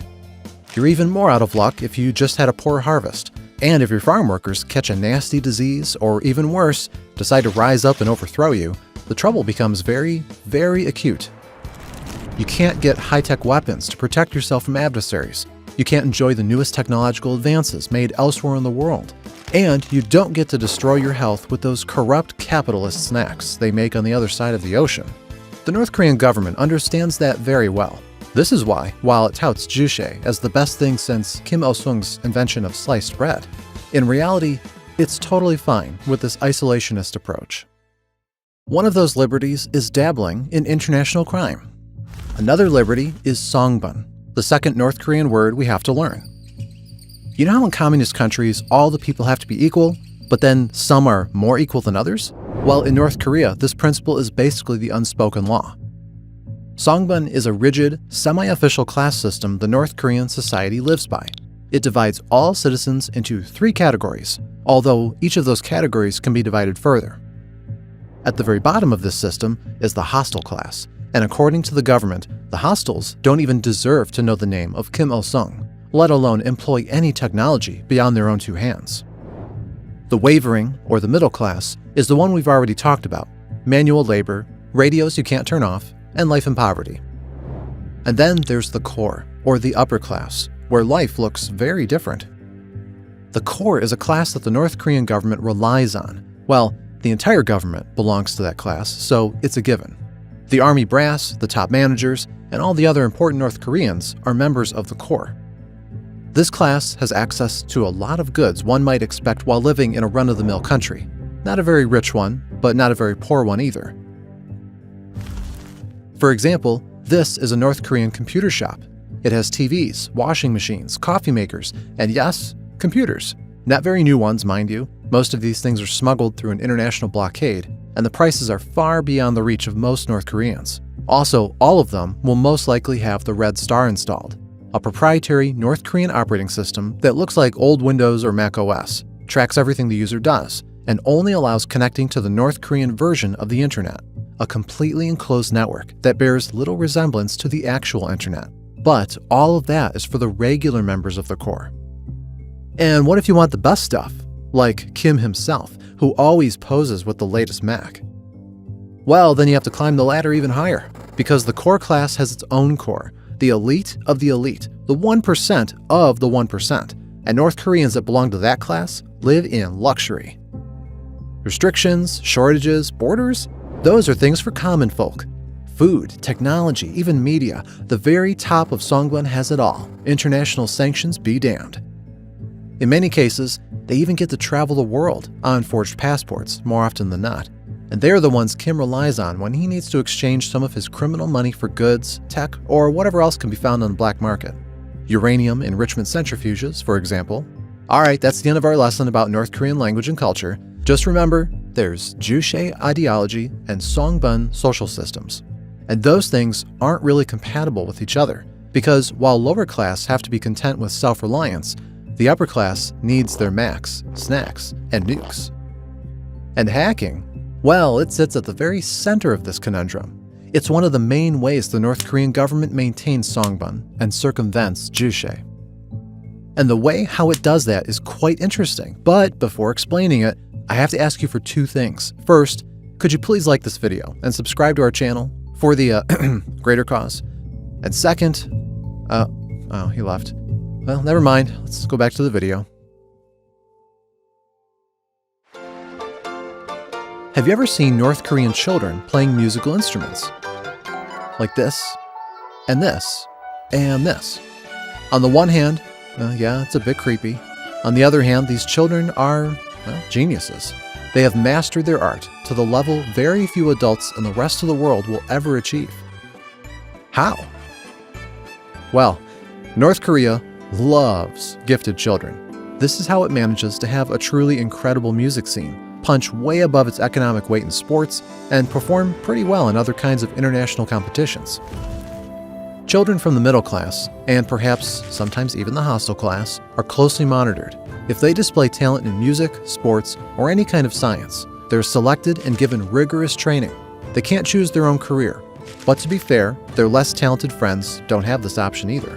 What these children can have, though, is an opportunity to rise. They get the best education their country can offer, and strict punishment for every failure. They can briefly go abroad to various competitions, and in the event they succeed, their social standing improves. And this is not just computer science. It doesn't matter whether it's sports, whether it's science, whether it's languages, whatever skill there is, whatever North Korea thinks will help serve the state's purposes. If they find someone at an early age who has some degree of talent in that, then they will get a chance to advance. They will be brought in, given extra training, given extra resources. But in the case of math geniuses, there's one particular career path that they can get: earning money abroad. North Korea has been doing that for decades with the plethora of criminal ventures we discussed. And one of those ventures, as you may remember, was slave labor. North Koreans would be sent off to do everything from laying bricks in the Middle East to cutting wood in Siberia. But if they can do that, maybe they could get some higher paying jobs? This realization struck North Korea in the 2000s. Everything digital was, like the bomb. Jobs in the IT sector became some of the most prestigious and could net serious profit. Spend a few years learning programming or web design, and you'd find yourself earning more money than an entire team of lumberjacks. Of course, building an IT industry, even a small one, inside North Korea was impossible. North Korea's internet connections are closely monitored, and any detected breach of international sanctions would risk grave consequences. But that's where the idea of sending laborers abroad comes in again. Get some math geniuses forged passports, fly them to a country with badly supervised borders, and there you go, an army of expat IT workers. We know of at least several cases where this model was applied and entire establishments to support them were created. One of those establishments looked like this: a budget hotel in Shenyang, China. It operated as an actual, real hotel, with surprisingly good amenities for real guests. But most of its guests weren't, well, customers. They were North Koreans who worked there, using local internet access. We spoke to someone who'd actually stayed there, an individual, a US individual who had it booked as his sort of corporate, accommodation for his trip to China. And when he walked in, he found a whole bunch of North Koreans, and the TVs on the wall were showing sort of footage of the war in North Korea, the war in Korea, I should say, but done from the North Korean side as though the Koreans won that war. Very, very peculiar. With time, the establishment came to be known as Hacker Hotel. Because, sure, sending well-educated workers to earn money by doing remote office work is a good enough way to make some cash. But if you don't have qualms about abiding by the law, there are some ways to earn vastly more money, very, very quickly. It didn't start like that, though. Early North Korean hacking operations were all about prestige and a bit about espionage. In the mid-2000s, they began carefully attacking South Korea, mostly jamming its services with distributed denial-of-service attacks. Those didn't do long-lasting damage, but proved to be quite an annoyance. By the mid-2010s, these hackers went fully international, and this time, they meant business. In 2014, they hacked Sony as revenge for the release of a film that makes fun of Kim Jong-un, and executed a data heist that showed excellent understanding of both technical and social aspects of hacking. But those aspects helped them immensely with the task most countries use their hacking armies for: espionage. They've been known to target defense companies, both in countries that they don't get along with, and also sometimes in friendly countries like Russia. Last year, they seemingly tried to steal missile data from a Russian missile manufacturer. That sort of information is very important for their weapons development. And beyond that, they will also target researchers, they will target strategy, they will target government organizations around the world because they want to understand policy decisions. But the same techniques work against commercial entities as well. So why not commercialize it? In the late 2010s, North Koreans went all in on that, hacking banks, distributing ransomware, performing these massive operations only a state-sponsored hacker army could pull off. A few years passed, and crypto became a thing. An entire monetary system designed to circumvent the controls of governments and institutions? Who could have guessed that it would become popular with criminals? And who could have guessed that somebody like North Korea could jump in on exploiting it with such enthusiasm? The twist, as you might have guessed, is that North Korea went a step beyond just using crypto. Robbing other crypto users blind was also on the menu. For several years in a row now, it's estimated that around half of cryptocurrency thefts in the world are the work of North Korean hacking groups. The Axie Infinity hack was the largest and the most prominent of them, but countless smaller ones happen almost every month. And by the way, North Korea denies that hack and all of the other hacks attributed to it. North Korea says this is a smear campaign by its enemies, including the US. Are we certain these attacks were done by North Koreans? Let's be clear, cybercrime attribution is a tricky business. Digital footprints are exactly that. They're digital. They can be manipulated, misplaced, forged, and simply erased. But in every one of those cases, and in thousands more, there is more than enough evidence to suggest that the attacks were performed by North Korean hacking groups that operate outside the country under some false identities and shell companies. Mr. Creator is using your Upwork or LinkedIn account to scam people. You get 10% of these fraudulent earnings if he actually does pay you, but all of the scam is under your LinkedIn account, which is under your name, or your Upwork account, which is under your name, because to sign up for these services, you need to have ID verification. There's been research by the United Nations and other watch groups that are working with the global community to prevent them from gaining access to weapons. And a good amount of the money that they've converted into fiat currency has been traced to purchases of materials to build their missiles program. Of course, there's still a lot of details we don't know. As you might expect, the closer you examine the structure of North Korea's hacker army, the murkier it gets. We know about the payloads they use, the hours they operate, even the locations of some operations. But beyond that lies quite a mystery. Typically, they will operate under the Reconnaissance General Bureau. Now, within that, there's a lot of disagreement on how things are structured. a particular bureau associated with technologies called the Third Bureau, which is responsible, some people say, for foreign intelligence. Some people say it was for technical reconnaissance. And as a result, a lot of cyber groups operate under these bureaus and another entity called Lab 110, which some view as a reorganization of a previous bureau responsible for cybercrime. We don't know how this is, and even during the pandemic, there have been reports that cybercrime operations have been reorganized. What we do know for sure is that within these bureaus, operating under them are many different cyber criminals, many different threat groups, and we know them by different names. Lazarus, Kimsuki, Andariel, Blue Norov. So what we know for sure is that the North Korean government collects the most talented and dedicated people among its population, trains them, invests in them, and turns them into talented hackers. We know they mostly operate under the pretense of false identities and shell companies outside of the country under the watchful eye of the North Korean military. We also know they have a surprising amount of freedom in how they operate. A great illustration of that is in the latest invention of these hackers, the job by proxy scheme. Here's how it works. North Korean agents contact people from the US or Europe and get them to apply for IT jobs. Those Americans or Europeans don't really work, North Koreans do, but the employer has no idea about that. Worst case scenario, the hacker earns a lot of money. Best case, they get exclusive access to the systems of some large companies, stealing their secrets. This, just like a lot of other attacks North Korea performs, is not just a job that requires technical skill. What it requires is exquisite mastery of social engineering. Convincing phishing messages, scam calls, fake websites, the vast majority of hacks begin this way. That's not to say they lack technical skill, quite the opposite. And on top of it all, they're extremely, extremely good at innovating. They're extremely sophisticated, and they stay ahead of the changing crypto technology more than most in the crypto enthusiast world. They are often, one step ahead or alongside, the best and brightest in the crypto investigative world.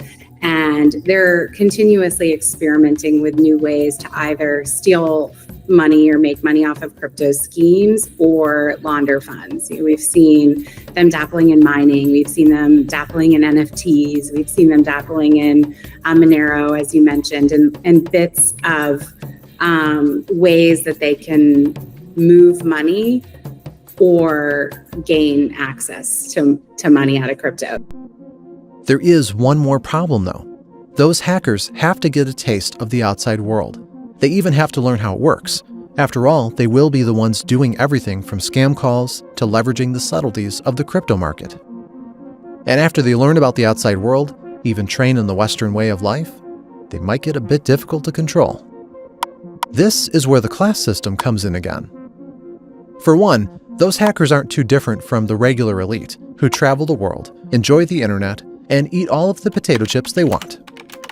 In fact, the math geniuses might even come from the elite class, or get motivated with the prospect of joining it, if the money-grabbing adventure ends up being successful enough.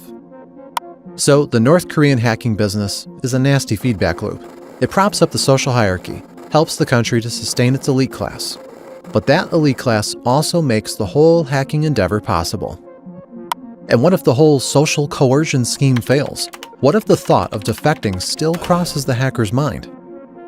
There are the usual sticks: total surveillance, a threat of execution, and the prospect of demoting the entire family of the misbehaving hacker to the undesirable class.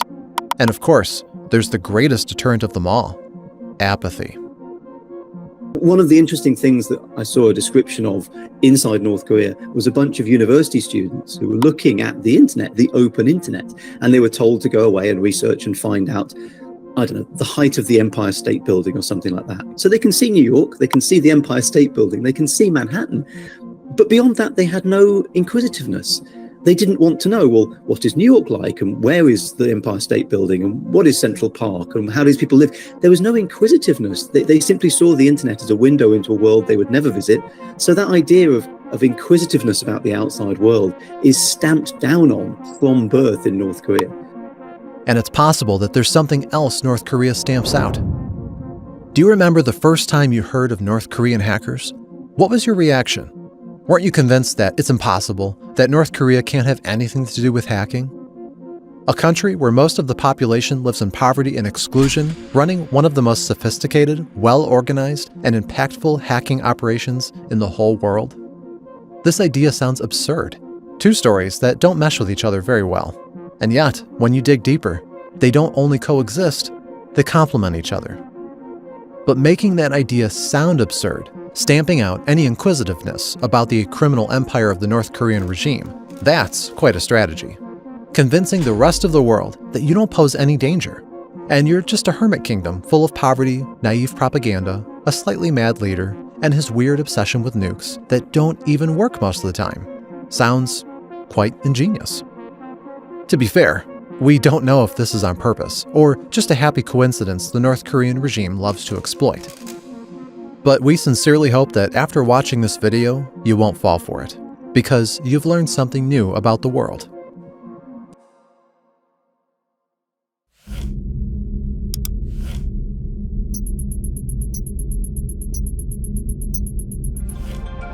How do you hack something? Oh, we all know the answer. You sit by the computer and bash the keyboard. Some numbers and symbols fly across the screen. If the bashing is intensive enough, success, you're in. It works on the movies and TV shows. It should work the same in real life. It doesn't. No matter how hard you try, no matter how many keyboards you break, you are not going to break good cybersecurity. For that, you need something special, a secret. And to get that secret, you have to become part of the deepest and darkest community on the internet. Forget your dark web marketplaces and hacker forums. It's deeper than that. It's a space whose entire existence rests on its covertness, where the world's best hackers trade secrets for life-changing sums of money, where governments, mega corporations, and criminal cartels compete over snippets of information that can change the world. Welcome to the zero-day market.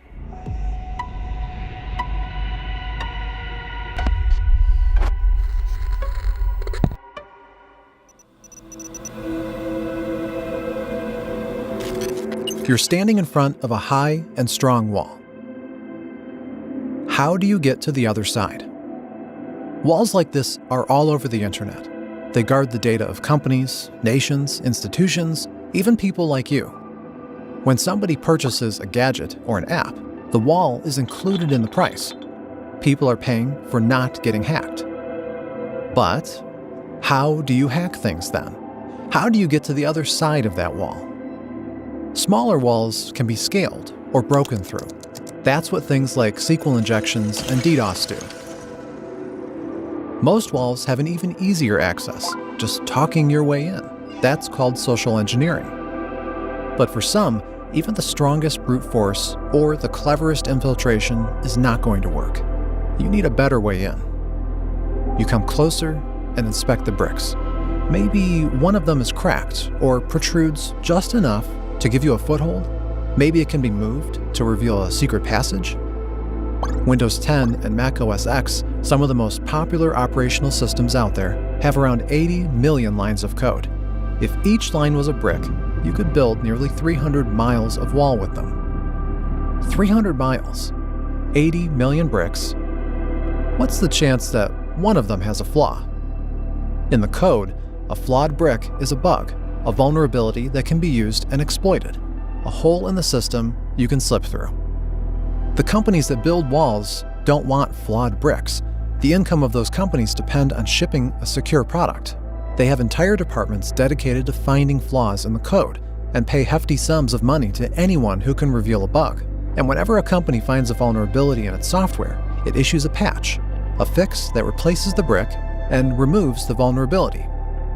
So the importance of a security flaw is measured by how long ago it was discovered. Week-old bugs are as good as patched. 2 or 3 days old ones are probably being exploited by every wannabe hacker out there, and the patch is already on the way.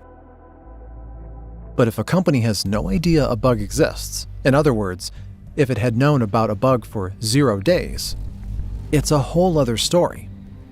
A useful 0 day is the holy grail of hacking, a secret vulnerability that can be exploited to breach the security of a device, or an app, or an entire network. Not only are you slipping right through the wall, nobody even suspects you're doing it. But good 0 days are hard to come by. To find one, you have to be better at spotting flaws than every single engineer hired by the wall-building company. And even then, you may spend years staring at the code and looking for a useful flaw. Or you can look for someone who already did that. This is BugTrack, a mailing list that dates back to the early 90s, and the place you can find thousands of what used to be 0 days. For a long time, hackers really had very little interest in money. And in the beginning, when they would find 0 day exploits, and when I say the beginning, I'm talking about mainly the 90s, they would go to the companies that had written this sloppy software, like HP, Oracle, Microsoft, Sun Microsystems, and they would say, hey, I found this bug in your software. It's a 0 day. By the way, this is Nicole Perlarth. She's a New York Times journalist who spent years investigating the 0 day marketplace, and a lot of what we know about its history comes from her reporting.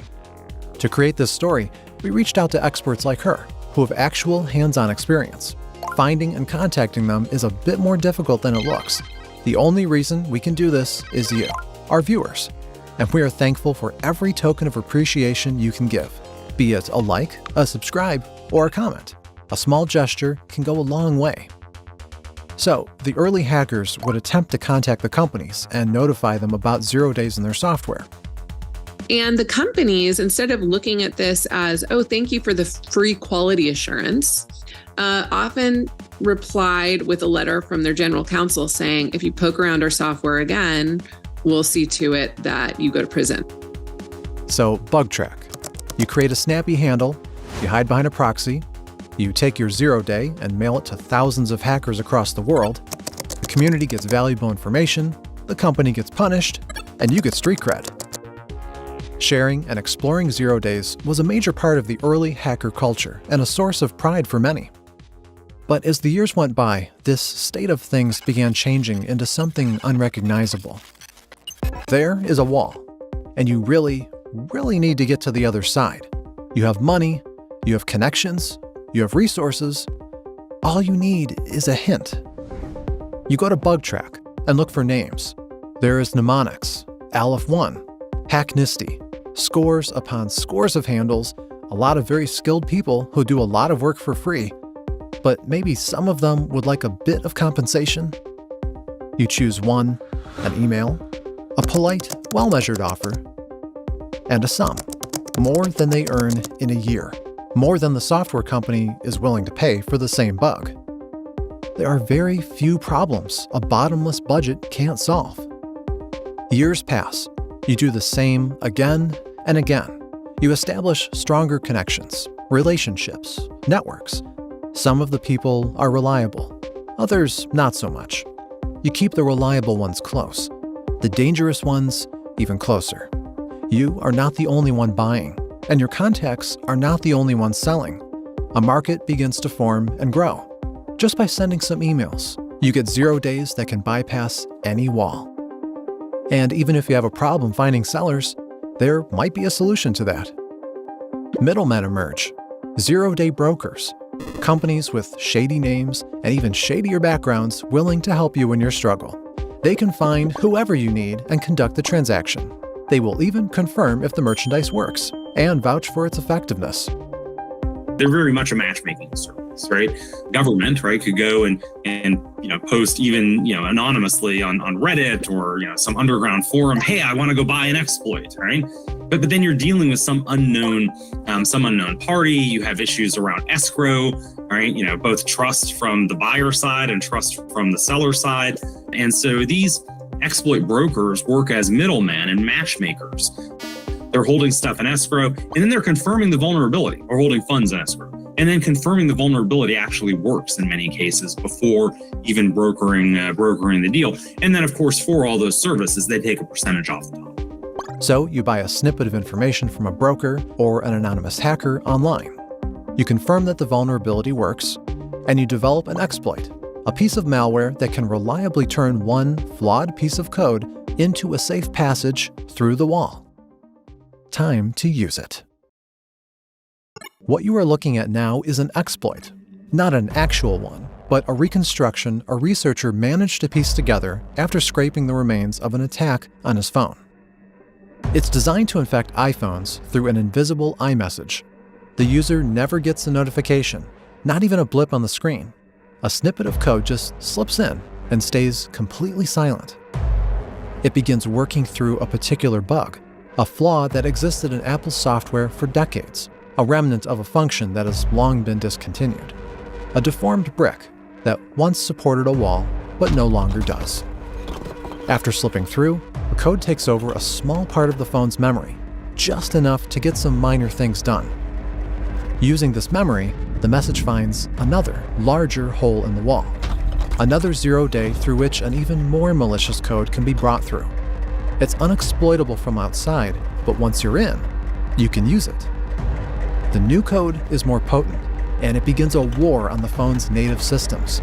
A short battle rages under the fingers of the unsuspecting user, until the invading code uses yet another vulnerability, one that allows it to bypass all defenses.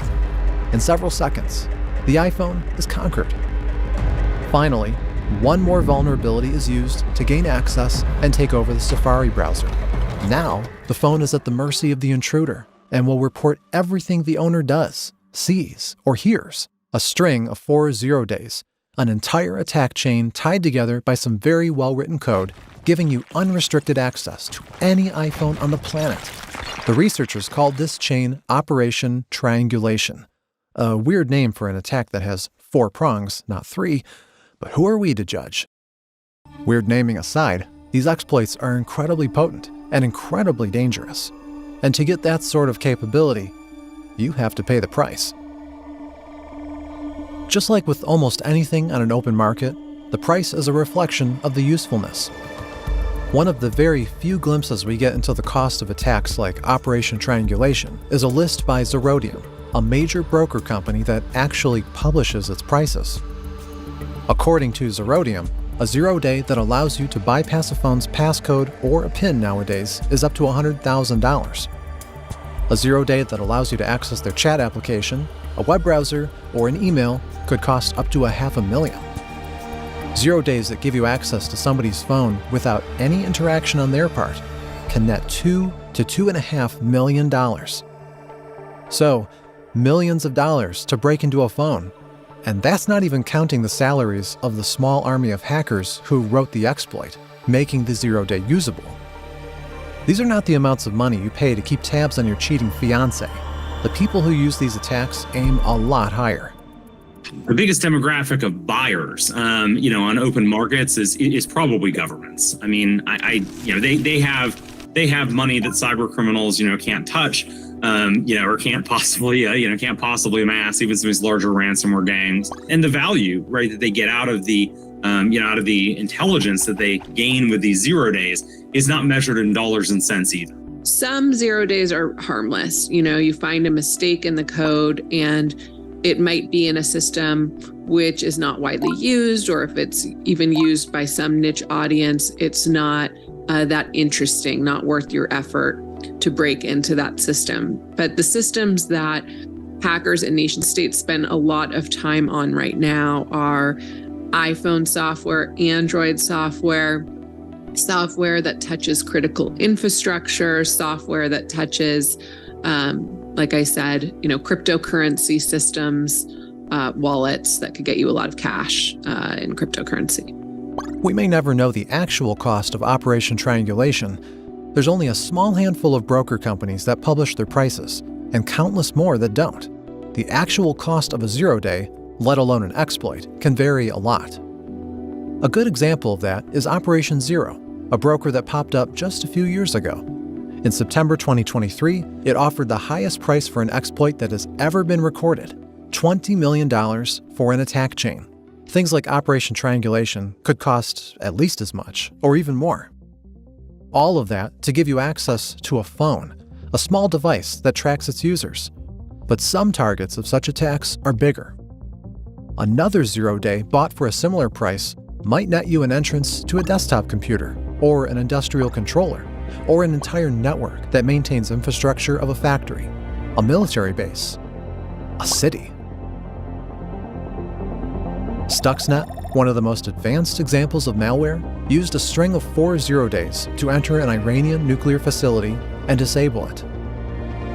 NotPetya, the most damaging cyber attack ever recorded, used one single zero-day to paralyze an entire country for several days, causing billions of dollars worth of damage to international companies that operated there. The phone of Jamal Khashoggi, a journalist murdered by the Saudi Arabian government in 2018, was monitored and tracked by the government after infecting his devices through zero-days.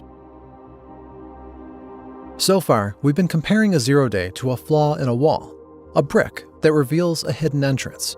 This comparison is quite harmless, maybe a bit too harmless. A zero-day could also be compared to a weapon, or more correctly, a material from which a weapon can be made, a more powerful weapon than almost anything in the world. With the right set of zero-days, a government can wage cyber war against both competing governments and its own citizens. For a government with enough funds to buy such a collection, and enough skilled personnel to correctly exploit it, any security is no longer an obstacle. And most of these zero-days have at some point been traded on the zero-day market. They were bought, sold, and shared. This happens every day, right there under the noses of law enforcement, regulators, and corporations that can't and won't do anything to fight it. Why? How is trading zero-days even legal? And why nobody treats it with at least a fraction of the seriousness people treat the sale of weapons of mass destruction? Well, the answer to that is a bit complicated. The zero-day market is a sprawling structure with several levels and a huge variety of players. It seems harmless on the surface. Nowadays, unlike 20 or 30 years ago, lots of companies offer bug bounty programs. They pay for any vulnerabilities found in their software, encouraging hackers to earn their income legally and make the internet more secure in the process. Some firms and researchers do the same, but independently. They look for bugs in the code of popular software and notify the vendors. Sometimes they get paid. In any case, they get exposure, the corporate version of hackers' street cred. This is how the white market works, the tip of the iceberg, something most people mean when they talk about zero-days. But there is a level below that, the part of the market where companies don't have catchy names and aren't too fond of being noticed, where researchers don't advertise their findings, and a lot of them get redacted.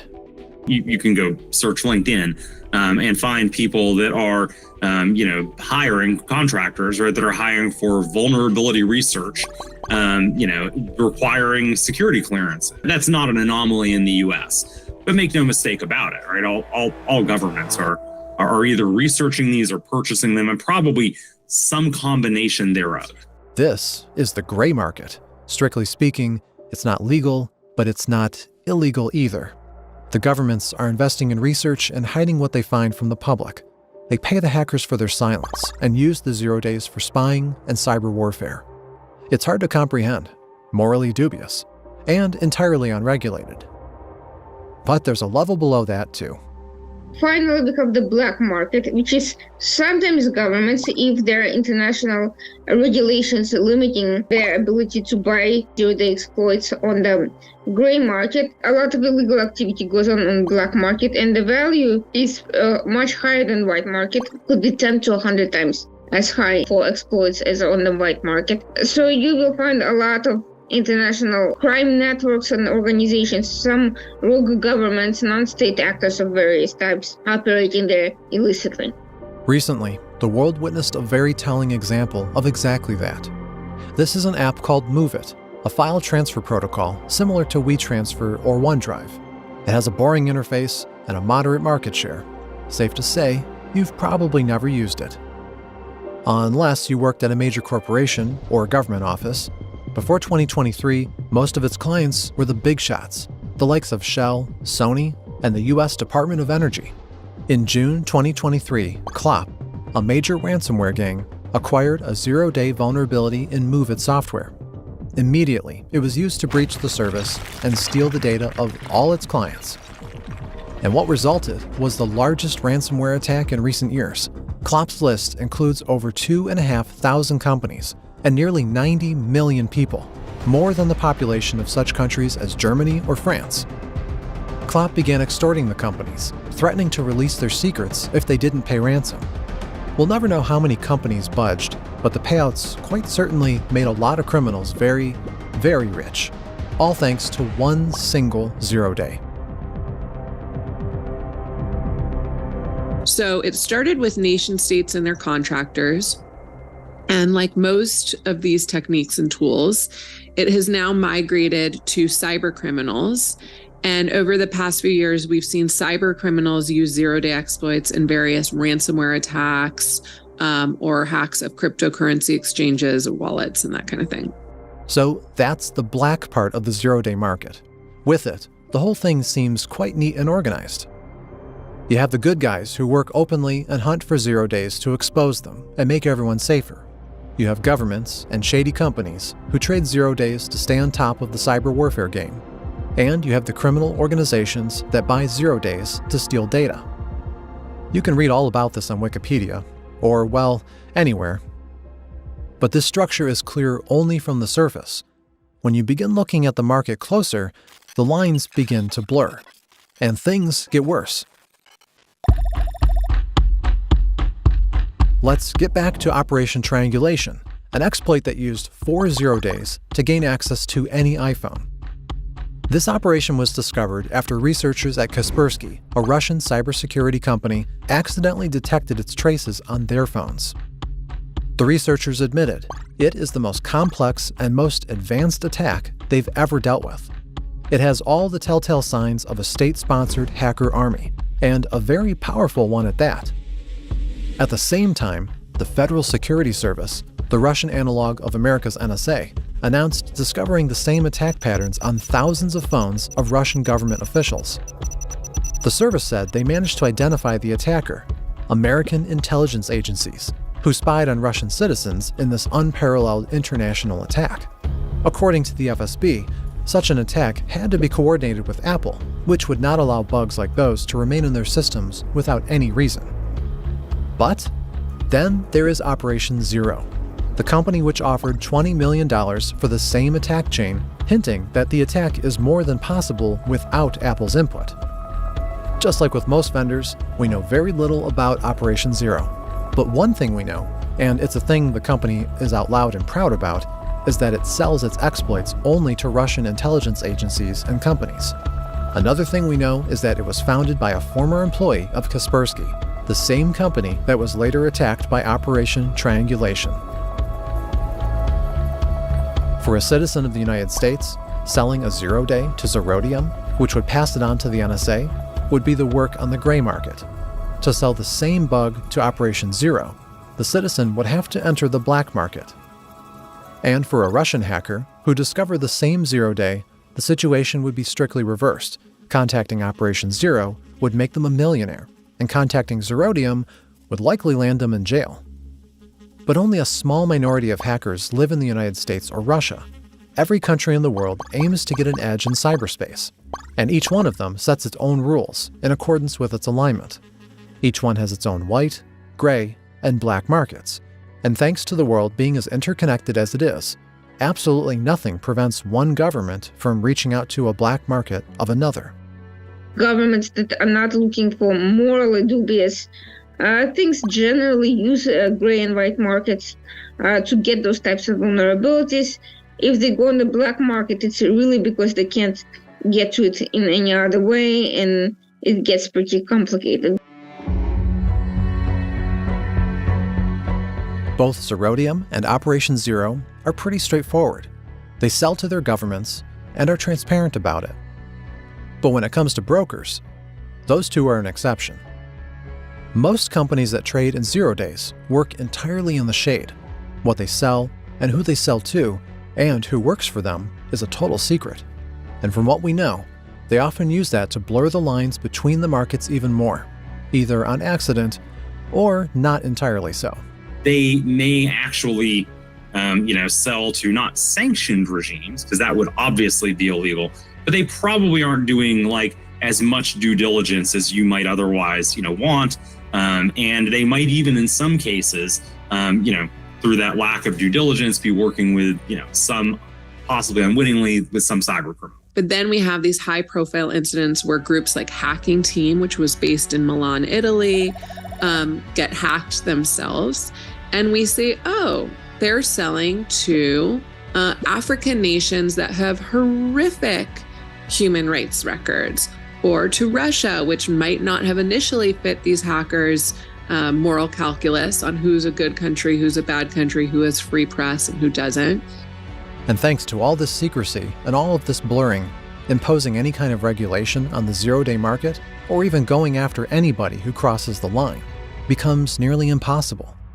Prosecuting somebody who is, themselves anonymous and who facilitates anonymous purchases is very complicated. Even when you know the parties involved, and no one likes doing that because they also want to see brokers as sources of information. So for them, it's better to give the broker immunity and get them to cough up whatever they know about the deal than to go after them and make additional parties with an interest to cover everything up even more. That's why they're not very likely to be prosecuted.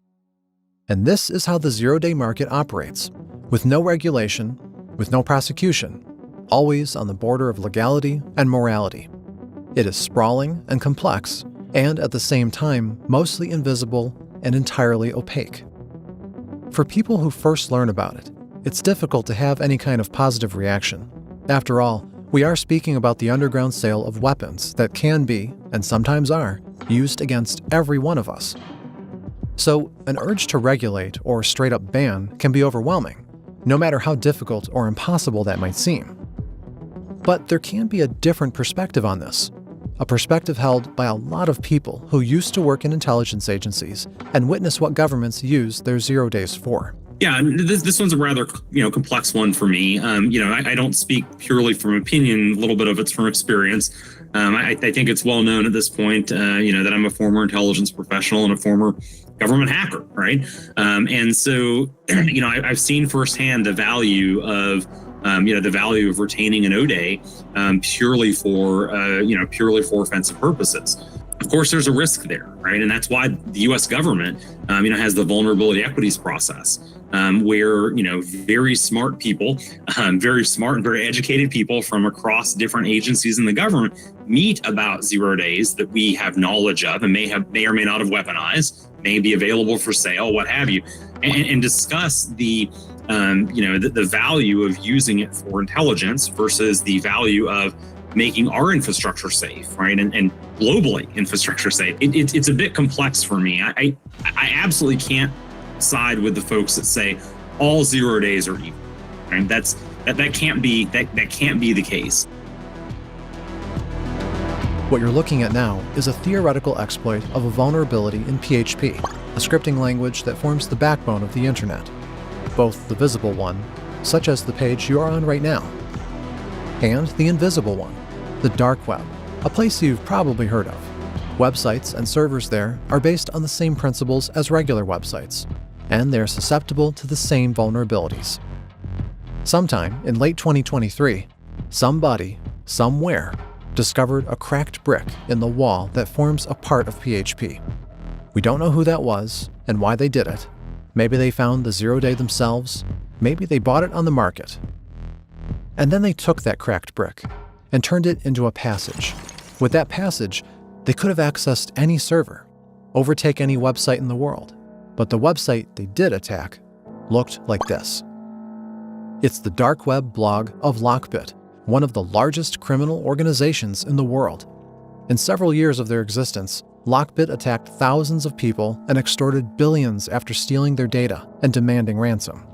At the height of their activity, they comprised almost half of the entire ransomware market in the world. In early 2024, Lockbit was taken down. Their whole infrastructure, spanning dozens of servers and the accounts of hundreds of cybercriminals, was taken over by a combined task force of law enforcement from 11 countries. They hit the gang so hard that it practically had to recreate itself anew.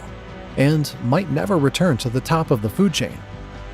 And this entire operation was, most likely, conducted thanks to a zero-day.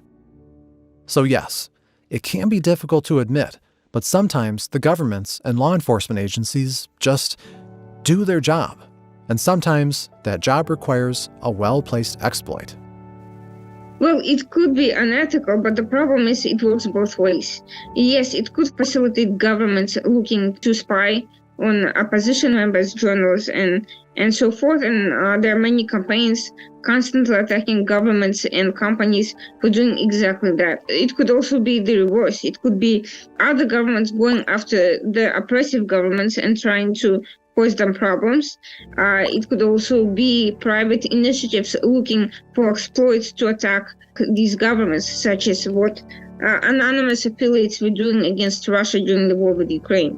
So if you start going after this market, it will end up hurting both sides, and more likely the governments will win anyway in that scenario because they have more money to spend. They're not operating at a risk. When those markets, they will use third parties who they'll burn, but then they'll find somebody else. So everything is a lot blurrier than it might seem. The zero-day market is a huge tangled mess of legal and moral questions, of companies that sell to criminals and governments alike, of agencies that seek exploits and pay millions but call it illegal to use the same exploits against them, of criminals attacking governments and governments attacking criminals, and of hackers who are the source of it all, people who earn their living staring into the wall. Most of the zero-day market is completely secret, but after all, we know about it, right? So somebody is definitely breaking the first rule of Fight Club. Sometimes it's former government employees who say as much as they can without crossing the line. Sometimes it's brokers who want to attract attention, both from potential sellers and buyers. And sometimes it's hackers themselves who decide to talk, despite what others tell them.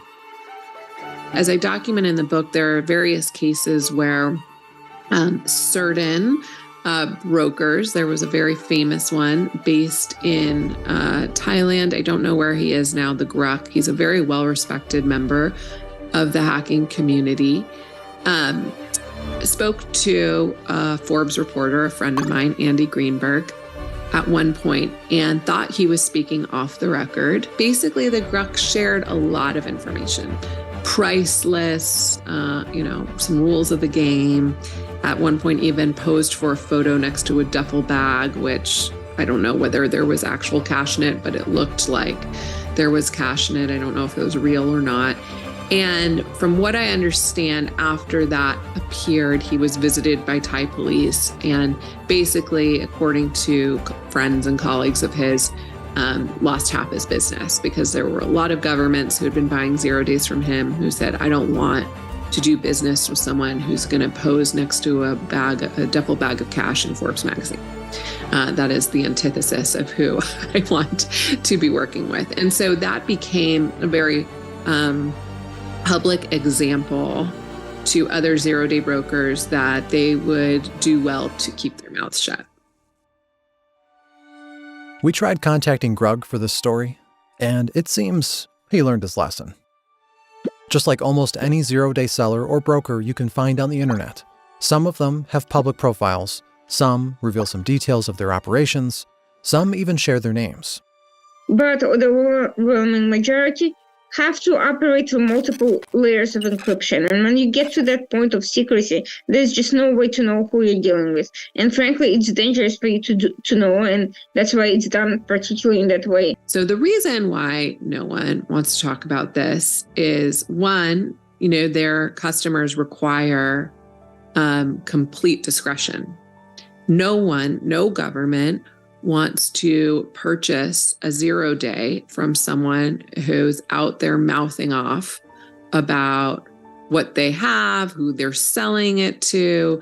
They need to be able to trust these people to keep these sales quiet. So discretion is critical. Which is why, while we know a lot about the 0-day market, there's much more we don't, and probably never will, even despite the impact it has and will have on our lives. So, there you go. The zero-day market, the digital underworld full of elite hackers and horrific secrets. A world that sometimes spills into our reality, causing massive harm.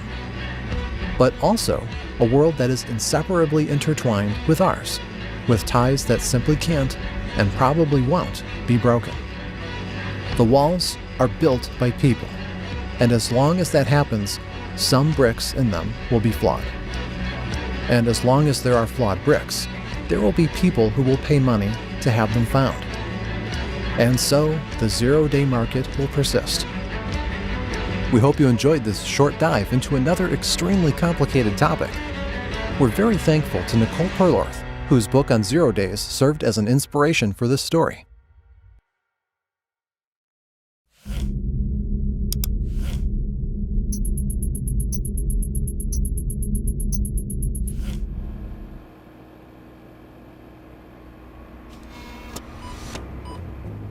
Have you heard the news? Just a few minutes ago, there was a massive cyber attack.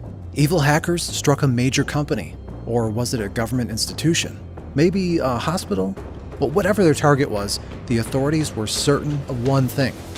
Those hackers, well, they were Russian. Anywhere you look, you'll find their trace. Companies, infrastructure, politicians, they hack it all. Nobody can escape them. And nobody can catch them. But how do they hack? Who do they work for? And most importantly, who are they really? To find that out, let's dive into the dark world of Russian hackers.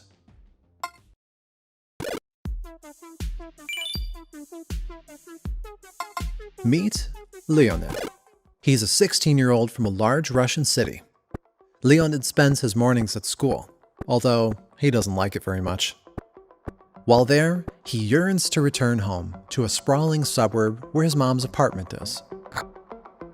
Leonid doesn't go out much, though. He spends most of his time on the computer. He loves games, cars, war movies, and cool music.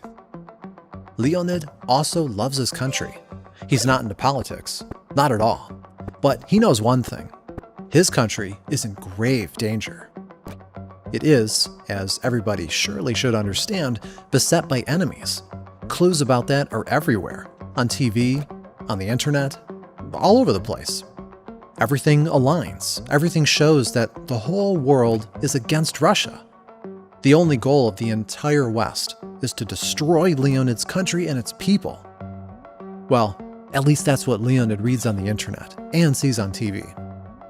He's absolutely sure that everything bad that ever happened in Russia is the result of foreign conspiracies. Corrupting Western influence is why Leonid's father had problems with alcoholism and had to leave.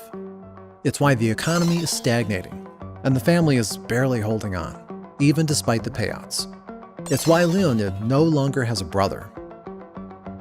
Not everybody in Leonid's immediate vicinity understands the connection, though, and it frustrates the boy immensely. He wants to act, to do something. Leonid's brother wanted to act too, and join the army.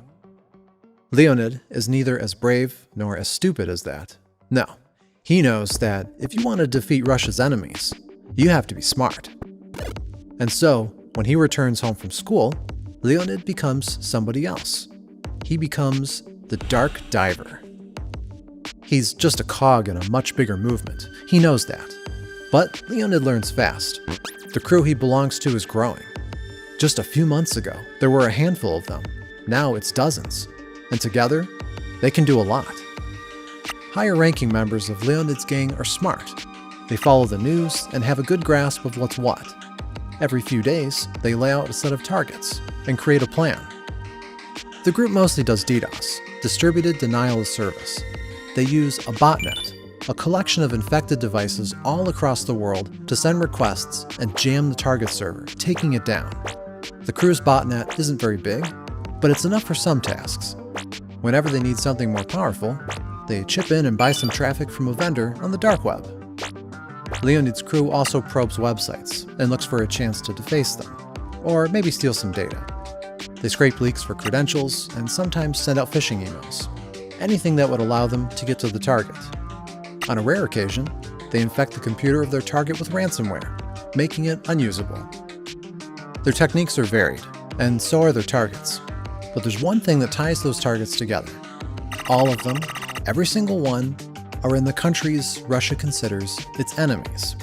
One target may be an institution of some European country whose leadership said something bad about Russia. Another one may be some American company, because, of course, America's the main enemy of Russia. Every other day, the target is in Ukraine, because that's just how the world works. Every time they attack Ukraine, Leonid remembers his brother and thinks about how proud he would be. Leonid considers himself a hacktivist, one of thousands across the country and beyond. I think if you were to use a sports analogy, hacktivists are sort of your minor league players. They are often students or grad students or recent graduates who are trying to make a name for themselves. They're trying to distinguish themselves with bold attacks, usually idealistic, nationalistic driven individuals with an agenda. Hacktivists used to be independent, so they used to be something like an individual groups that work on behalf of their leaders, of their teams, of their, I don't know, maybe their beliefs, let's call it this way, in what they wanted to achieve. The most famous one being Killnet, Zarya, something like Anonymous Russia that's been on the news lately. Again, why we're speaking about news, because that's what they aim. They want to, pop up, to be noticed, to people to talk about their activity. Chances are, if you've heard about some prominent and annoying cyber attack recently, Leonid's group was responsible for it. Not because the attack itself was damaging, but because the group found a way to spin it. They chose a target that would be easily noticeable, something you couldn't just ignore. Then they attacked it using the easiest way possible. Whether the attack succeeded or not, they posted about it on their social media. The post exaggerated the whole story a bit, or maybe quite a lot. But who's going to check anyway? In the blink of an eye, the story was picked up by every other hacktivist group, spreading it farther and farther. Eventually, influencers, news accounts, all kinds of people began sharing it. Before long, the news about the attack reached papers and TV channels, and now everybody has heard of the operation Leonid's gang pulled off. By that time, the effects of the attack have probably been mitigated, but that's not the point. The publicity, the buzz, the sense that their targets are vulnerable and the gang can do everything, that's the intention. The end goal of Leonid's operation is to cause as much arbitrary damage as possible, to be the agents of chaos who see doubt, anger, and mistrust in everything they touch. In Leonid's mind, that's the only way to fight the enemy, who's as strong as the one they are fighting, the West, as in the entirety of it. All the governments, companies, and people that belong to this nebulous and ever-changing group. Because if you're in Russia, every bit of information you get points to one thing. They are responsible for the woes of the Russian people. Leonid hates the West with the entirety of his heart and directs his angst to these long nights in front of the computer. They give his life meaning, and he can't imagine things any other way. In a sense, he's addicted to hacking. The feeling it gives him, the thrills, the satisfaction, the rush of adrenaline when something large crashes and burns. Video games can't provide this kind of joy, and real life doesn't even come close. Leonid never felt this kind of camaraderie with his school buddies, and he no longer has friends beyond other hackers in the gang.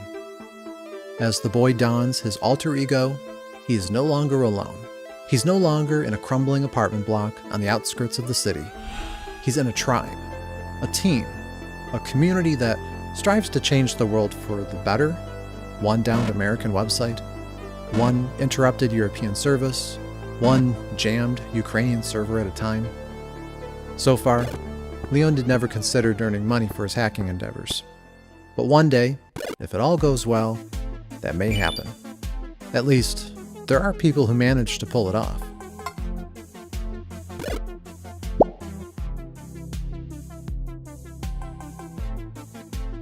This is Peter. He lives in the same apartment block as Leonid, although they don't really know each other. Peter is in his 30s. He doesn't work anywhere, at least officially. Well, he tried many times, but that didn't last. being a desk drone drove Peter mad. So he quit even before Russia's IT market disintegrated. An office job also didn't really meet Peter's financial needs. Peter is not very good with money. He loves nice things, maybe a bit too much. Who can blame him? Back in school, Peter's teacher always said that he's smart, but lazy. But when something interests Peter, he can be the most hard-working person in the world. Having nice things interests Peter a lot, and so he found a job that can fulfill his needs and give him an outlet to his talents. Peter began hacking. Not real hacking, at least not how some of Peter's superiors see it. More like hacking by proxy. So the job is simple, convincing as many people as possible to download a small file. Peter does that by collecting leaked credentials, emails, nicknames, passwords. He then stuffs them into login pages of social media accounts, looking for matches. In an unlikely chance of success, the password works, and Peter adds the unlocked account to his loyal army of robots.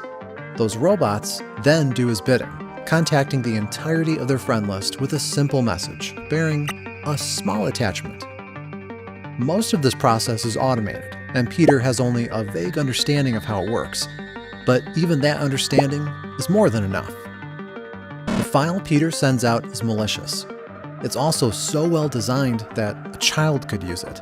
Peter pays a small fee for access to that file. It's easy, fast. It's like a franchise now. So you can buy a ransomware for a day or for a week, get rich, that's what they think, and leave to another country with full bags of money. But yeah, that's nothing that happens in the real world now. As soon as Peter joined the gang a few years ago, he immediately got lucky. A few successful jobs in a row allowed him to get all the things he wanted. For a while, he was living like a king.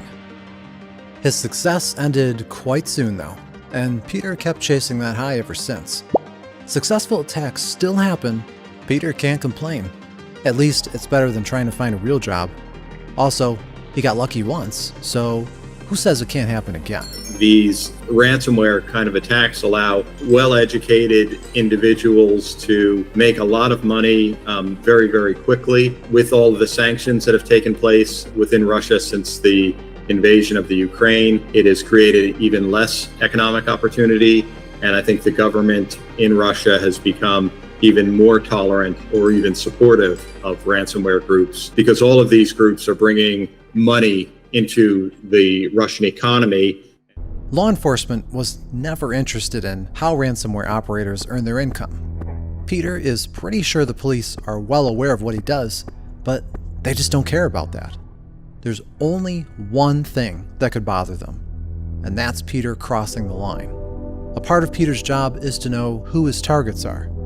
And it's an important part. Anybody who lives in Russia and friendly countries is off limits. Larger Russian companies are so far behind the red line that it's almost as if they don't exist. Thankfully, most of this process is automated too. The malware detects the language settings of the victim's device and doesn't activate if Russian is selected. However, if the target from Russia gets infected anyway, Peter might be in trouble. The bosses then dispatch a team of real hackers, get in touch with the target, and sort out the problem. This happened to Peter's victim once. He got a sizable penalty and doesn't want the story to repeat. It's pretty well known what happens to habitual line crossers, people who attack forbidden targets despite the rules. In the best cases, they lose their business and have no chance of joining any gang. Particularly annoying ones get visited by local thugs in the real world. And if a hacker crosses the line one too many times, if he really steps on the toes of people who shouldn't be touched, he gets the worst punishment of all: the law. Peter doesn't know anyone who's been arrested, but he's seen some of them on the news, and the prospect of getting paraded in front of the whole country in handcuffs doesn't look very enticing. As far as Peter understands, it's not politics. It's much simpler than that. You don't attack your own family, and if you do, well, you only have yourself to blame. So Peter picks his targets carefully. People in the West are much richer anyway, so why even bother with Russian targets? The ransomware groups grew out of the dissolution of the Soviet Union. And I think that the rampant inflation and the privatization of industries left a lot of very highly educated people without a means of making an income. And they turned to these types of attacks for economic advantage. While quite new to the whole ransomware game, Peter considered himself a hacker for a long time. He got his first computer back in the 90s and quickly learned that you don't have to pay money for things like video games if you're clever enough. It was a different time, a wild time. Back then, Peter couldn't even imagine that hacking can be as profitable a business as it is now. Well, at least to some. Everybody knows hackers who earn millions without breaking a sweat. Someday, after some successful attack, Peter might become one of those too. Just one good job to buy a new car, maybe a new flat in a nicer part of town, or maybe if things turn out really well, just leave everything and get away from it all to Dubai, Istanbul, even Europe. One good job. Peter likes to sit like that and think about all the nice things he'll get after hitting a jackpot. But now, he's just noticed that he's all out of cigarettes. On his way down to the shop, Peter passes the door of a neighbor he's never seen. The door's always closed. Peter doesn't know it, but if he ever messes up at work really, really bad, he might get a chance at finally meeting the man who lives there.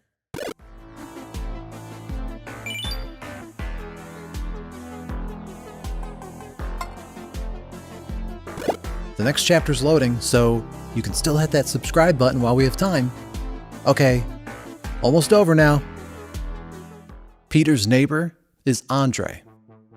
Right now, he's at work. Andre leaves early and comes back late. He's divorced, in his early 40s, and doesn't have friends. He wouldn't have time for them anyway. Andre finished university at the top of his class, computer engineering. While studying, he didn't even think about joining the military. But one day his class was visited by a recruiter who offered a very enticing offer. Andre is quite good at finding vulnerabilities in computer systems. There's a need for people with this skill, the recruiter said. If Andre wants to earn a passable income, he can join some local tech company and spend the rest of his life slaving away at a desk job, always overworked and always on the verge of getting fired. Or he could work for the government. The recruiter was one from the GRU, the military intelligence of the Russian armed forces. It responds directly to the general staff, the very top of the Russian military. Its members aren't your regular soldiers. They're an elite, the very best Russia has to offer. Andre joined and never looked back. Right now, he's in a grand building in the center of the city, by a desk where he spends most of his time. The environment isn't dynamic, but after a decade and a half, Andre got used to that. He likes it, the predictability, the discipline, the order. He even got used to the uniform, which seemed like overkill at first. The work itself is hard, but satisfying. You have to learn and adapt. There are lots of challenges, but that's the cost of being at the top of the game. Andre does not just hack things. He does that on a level only a handful of people in the world ever reach, and his targets reflect that. Sometimes Andre's unit attacks foreign governments. They infiltrate agencies, parties, the very lives of world-famous politicians. Sometimes they attack foreign companies, typically those in the defense or cybersecurity business.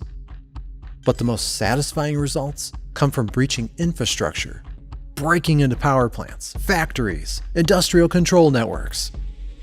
Andre is in awe of it, the power he feels when he holds the lives of thousands of people in his hands. One press of a button, and they're gone. A mass tragedy, a world war. A lot rests on one click. Andre is addicted to that feeling, and there's nothing he would agree to exchange for moments like these. In particular, I think that targeting critical infrastructure, targeting OT, SCADA devices, that's where it all began. And that's what we see now. A lot of companies in the US, for example, at the moment are being targeted, especially the ones that do water supplies. Of course, everything Andre does is strictly supervised. His agency isn't after death and destruction. What the superiors really need are military and trade secrets. When necessary, they inflict just enough damage to show that the team was there. No more, no less. GRU is just one of many Russian institutions that do this kind of job. There's the FSB, the Federal Security Service. Andrei never met their hackers, but people say they're smug and undisciplined. Many of them aren't even officers. There's the SVR, the Foreign Intelligence Service. Andrei collaborated with them once or twice. They're competent, but most of their work involves informational attacks, political espionage, and such. Useless tasks, in Andrei's opinion. And of course, there are the civilians. Thousands upon thousands of them.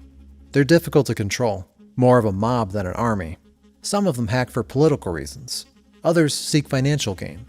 In addition to hacking, Andrei's unit also controls and orchestrates the civilian attacks, picks and clears targets, draws lines, and punishes the misbehaving hackers.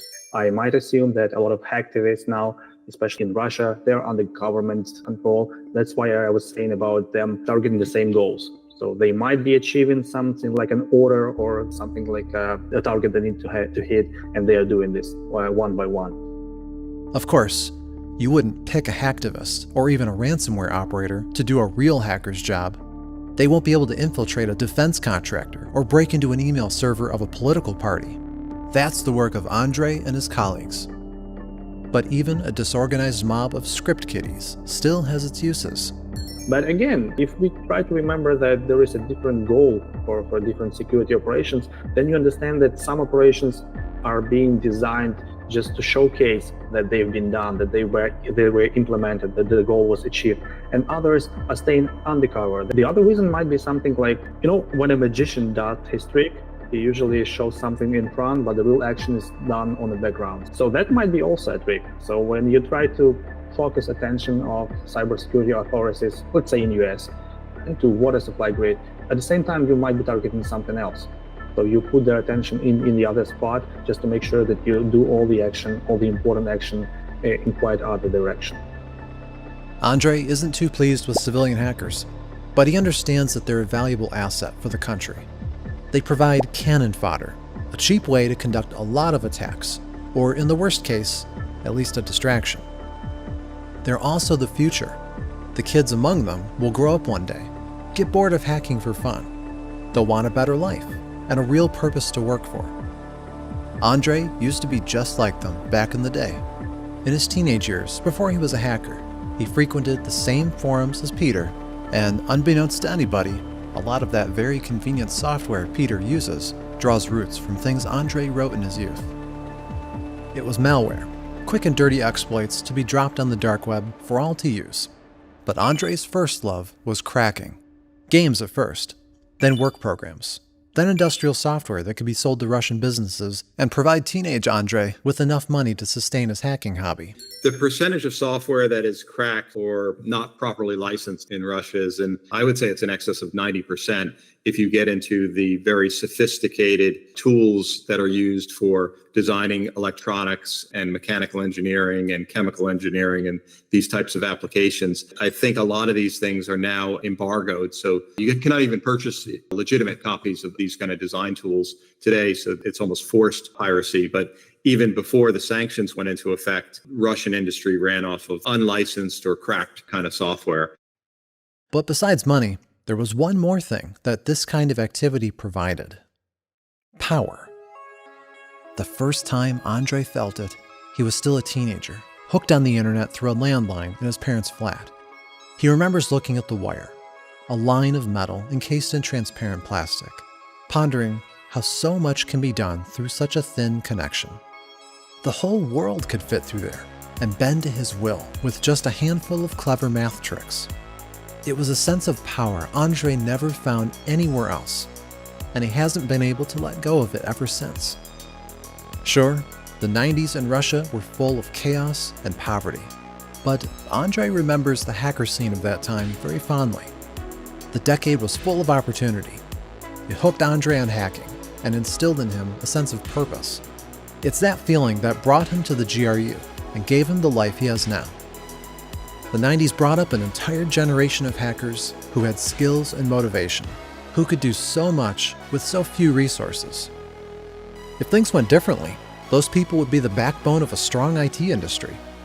Maybe in some other alternative world, Russia is the cybersecurity powerhouse with the most skilled ethical hackers you can find. In that world, Andrei is probably heading a prominent cybersecurity company. Leonid is participating in hacking competitions and honing his skills before becoming a well-known researcher. And Peter works with customers helping them solve their problems instead of creating ones. But that alternative world does not exist. This reality is all we have, and in it, Russia has no place for ethical hackers.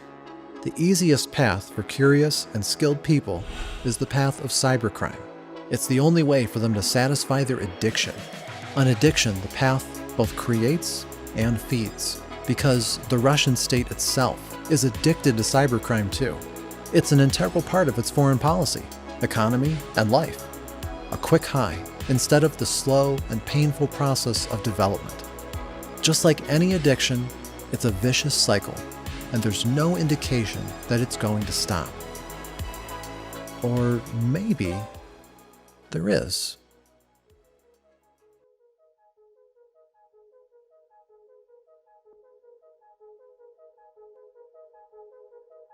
All the characters depicted in this video are fictional.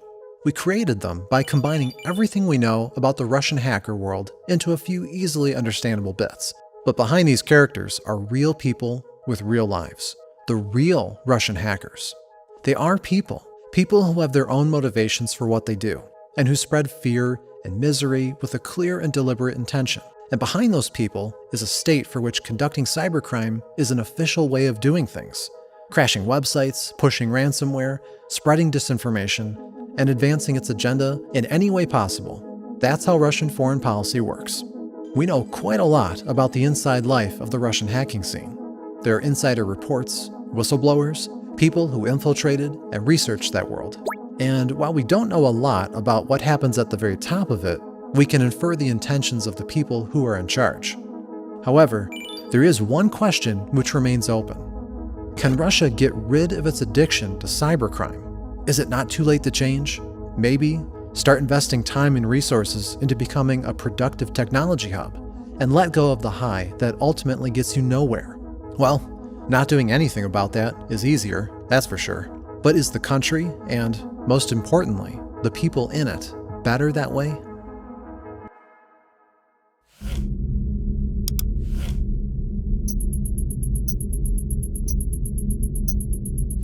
Touchtone telephones look like this. It's not a computer. It can't connect to the internet. Can you hack with it? Well, no, not really, but maybe, just maybe, there's one man who can. And this man's name is Kevin Mitnick. And I was in court and I thought I was going home that day. And then this federal prosecutor tells the judge that we not only have to hold Mr. Mitnick without bail, but we have to make sure he can't get to a telephone. Kevin Mitnick. Kevin Mitnick. Kevin Mitnick. Kevin David Mitnick. Kevin Mitnick was arrested twice, first in 1988, and then again in 1995. Both times he was barred from operating both a computer and a telephone because of a danger to national security. The government put him in solitary confinement to prevent all unsupervised communication with the outside world. However, him talking into a telephone was by far not their biggest worry. The real problem was that he would start whistling. And to understand what's wrong with that, we have to go back, all the way back to the 60s. The 60s created many iconic sounds, like this one. I need somebody help, not just and this one. I can't get no. And also this one. This is the sound of a telephone communicating. It transmits information through frequencies, who calls who, where, and so on. For the old phones, these sounds were the only ways to communicate information about the call to the switchboard. So if you have another way of creating these sounds, you can communicate with the switchboard too. And in this way, you can relay a lot more than just the number you want to call. There was a huge, elaborate system of signals used to transfer all kinds of information through the phone lines. Manipulating these frequencies would grant you near absolute control over the system, and the people who harnessed that ability were called phreakers. Phreakers were the original hackers. They used a huge array of gadgets, tools, and tricks to play with the phone lines for fun and for profit. The Captain Crunch whistle. And if you glue this hole right here, like this, that's 2,600. One of the things that we used to do is to go to the airport, walk along blowing the whistle next to a bank of payphones and disconnect their calls. And as the 70s approached, the phenomenon became endemic. There was this understanding that wherever phone lines reach, phreakers can reach too. Schools, hospitals, government institutions, everything was just a call away. You know what else had phone lines? Military bases. And you know what else those bases had? Nukes. The myths about phreakers' abilities to connect to the US nuclear arsenal go almost as far as phreakers themselves. One of the earliest examples we have comes from 1975. A young phreaker named Paul Sheridan boasted to his friend, a police informant, about accessing every phone in the state. According to Paul, he could call the US Air Force bases and order them to scramble the nuclear bombers, and the military would comply. Was this true? No, not really. The military used a whole separate phone network from the civilian one, with its own structure and signals, and almost no possibility of reaching it from the outside world. The only part of military communication that could be reached by phreakers was Autovon, a special network for non-secure calls, which used the civilian phone lines. By its nature, it was easily accessible, so the military never used it to transmit secret or sensitive information.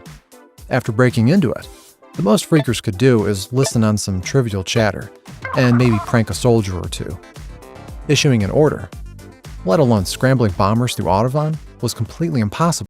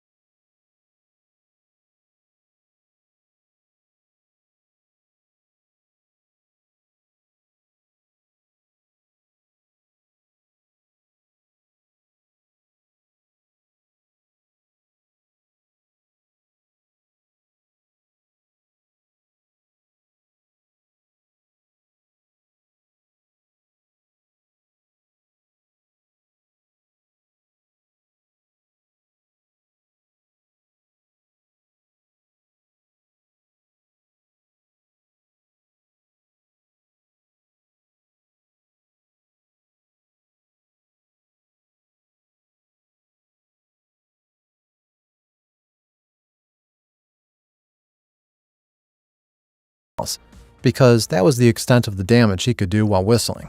But that didn't stop the myths. They grew and bloomed. And by the 1990s, they finally gave fruit. Kevin Mitnick was arrested again. Nobody doubted that he was the most powerful hacker in the world. and as such, he combined all the fears people had. Other hackers could whistle to hack through their phones, so Mitnick could too. Other hackers could break into military bases, so Mitnick could too. Other hackers could launch nuclear weapons, so Mitnick could too.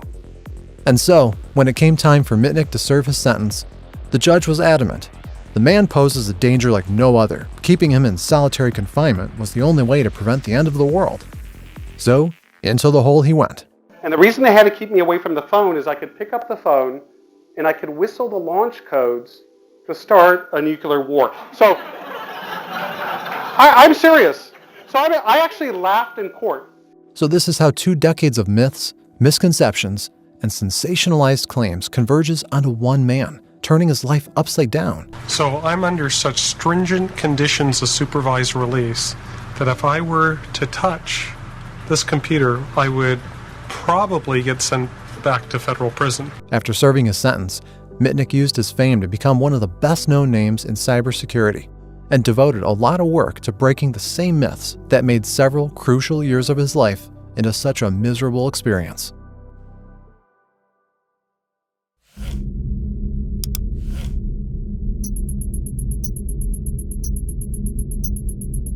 Imagine one morning you wake up, you get out of bed, and notice that something is wrong.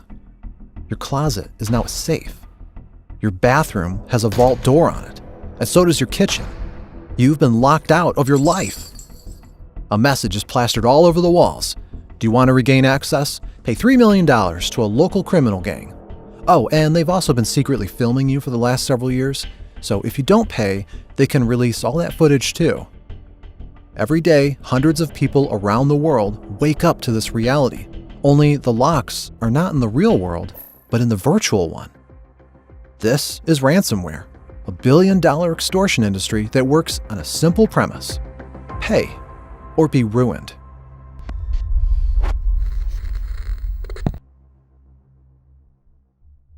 The basics behind ransomware attacks are simple. At first, the criminals have to get access to the victim's system. This can be done by phishing or bribing an employee, or as in the case of the Colonial Pipeline attack in 2021, by just finding a password in another leak. Then the attackers plant a simple, self-replicating code that meticulously encrypts whatever data it finds. The code hides in the background, avoids critical files, and moves to other computers in the network. Meanwhile, it chooses the juiciest files and beams them straight to a hiding place on the dark web, just in case. And obviously leave a message that your data has been locked until you pay the ransom, or if you don't pay the ransom, we won't give you back the key, and we'll publish the data that we've exfiltrated. Now the device is just an expensive paperweight. For ordinary people, this is ruinous. For companies, even more so. Customers can't be served. Payments can't be processed. Goods can't be purchased or sold. The victim has 2 choices. It can pay and maybe avoid the consequences, or it can try and fix the damage, wipe its systems clean and start from scratch, or use a backup if it has one. But this costs a lot of money, and there's always a chance of a repeated infection. If you pay, you probably get those files back, but it's a fishy thing. It's never 100%. Also, they can impose you with a double ransom. They can ask for more money. It's a harsh business because you can't really take your attackers into court. For mom and pop shops, the bulk of ransomware victims, this often means bankruptcy. Attacks on larger companies can lead to a disaster for thousands. This is potentially the most substantial and damaging attack on U.S. critical infrastructure ever. How a group of criminals was able to infiltrate your networks, steal nearly 100 gigabytes of data in just 2 hours, and then lock your systems with ransomware to demand payment. The Colonial Pipeline story ended in a massive crisis. Entire states were struck and paralyzed due to a shortage of fuel. And the criminals didn't even attack the pipeline's industrial equipment. They only locked down the payment processing part of the business. The rest of the damage was done by the company itself, which was unable to function and decided to shut down. The criminals got what they wanted though, and Colonial never saw them again. But who were they? The Colonial Pipeline attack has been perpetrated by DarkSide, all things considered a new gang at the time, and a short-lived one. It conducted several successful attacks, extorted several $1 million, and disappeared within a year. Compared to the major players on the market, DarkSide was just a blip on the radar. At the time, the market was dominated by the likes of Conti, Lockbit, and Reveal. All of them, including DarkSide, united by one thing: their location. None of these gangs are hiding the fact that they operate from the post-Soviet space. So like Russia, Kazakhstan, Ukraine, the Baltics, these countries, mostly Russia.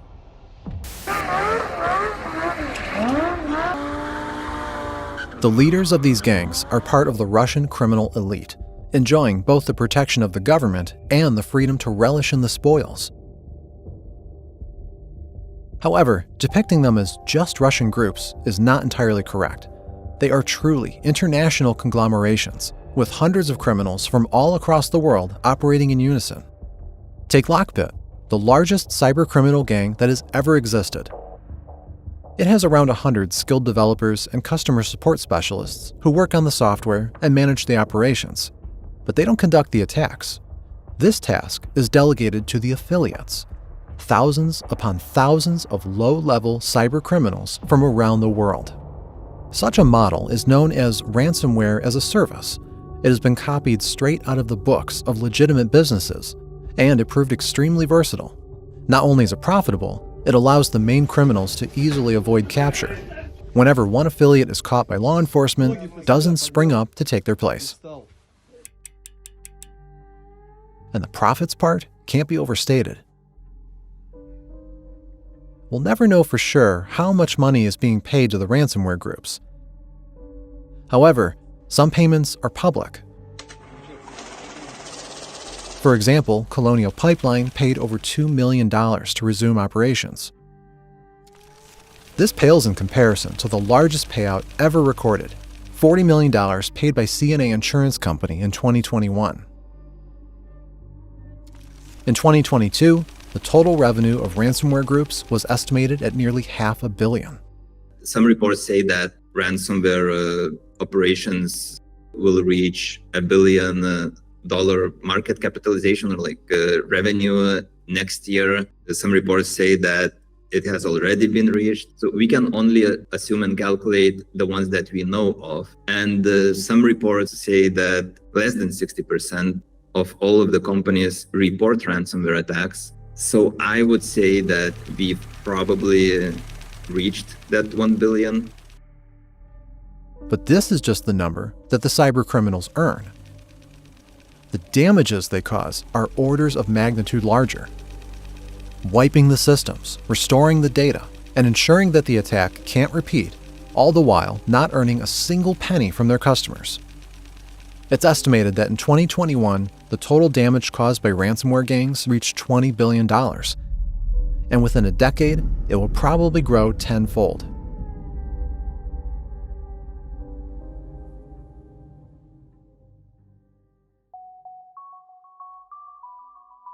The stories like those of CNA and Colonial Pipeline make the news, but most of the ransomware victims don't.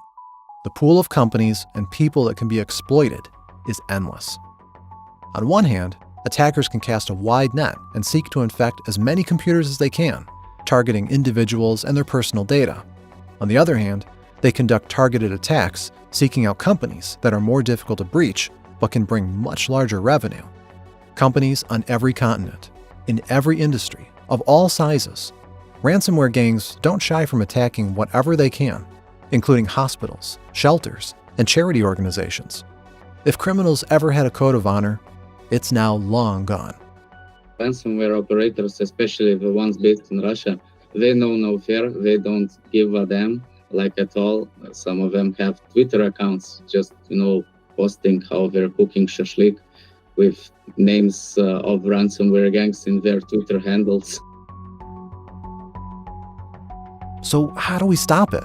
Is there an easy way to get rid of this problem? No. Whoever promises you an easy solution is probably lying or deluding themselves. However, one thing that can be done is spreading awareness. The more people know what ransomware is and how it works, the better. The scale of this criminal activity is often very difficult to perceive, which is why Cybernews created a new tool called Ransom Looker, which you can find in the description right now. It's the largest and most extensive visualization of ransomware statistics in the world. It shows the size and the impact of the whole industry, with its largest players, victims, and trends. To create it, our team went to places that you would prefer not knowing about.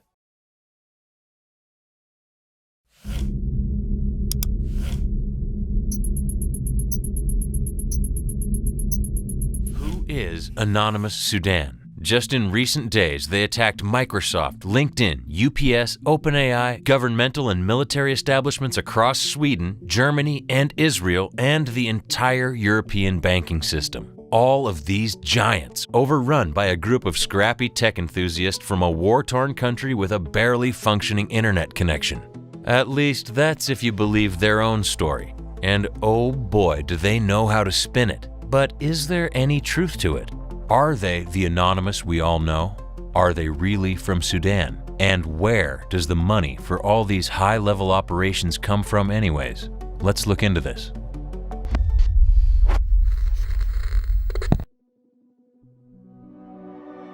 We all know Anonymous, the infamous international hacktivist movement united by its anti-establishment goals and a love for that particular mask. In the early 2010s, Anonymous played a part in Arab Spring revolts. Branches of the collective sprung up in countries across North Africa and the Middle East. Sudan had a branch too, in the form of several social media groups spreading the philosophy of Anonymous and calling for political change. But it never got prominent, except for that one time in 2019 when people calling themselves Anonymous organized several cyber attacks on the Sudanese government. Or rather, they didn't get prominent until 2023, when suddenly a new Anonymous Sudan emerged. In January, somebody registered a group on Telegram, an app beloved by dissidents and criminals alike, and started attacking people with vigor.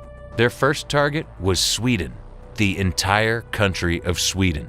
The Swedish government, banks, companies, universities, and scores of other web pages got hit as a sign of protest. What they originally tried to do was rather specific. They were trying to capitalize on a Swedish right-wing extremist called Rasmus Paludan, who probably, incited by pro-Russians to burn a Quran outside the embassy of Turkey.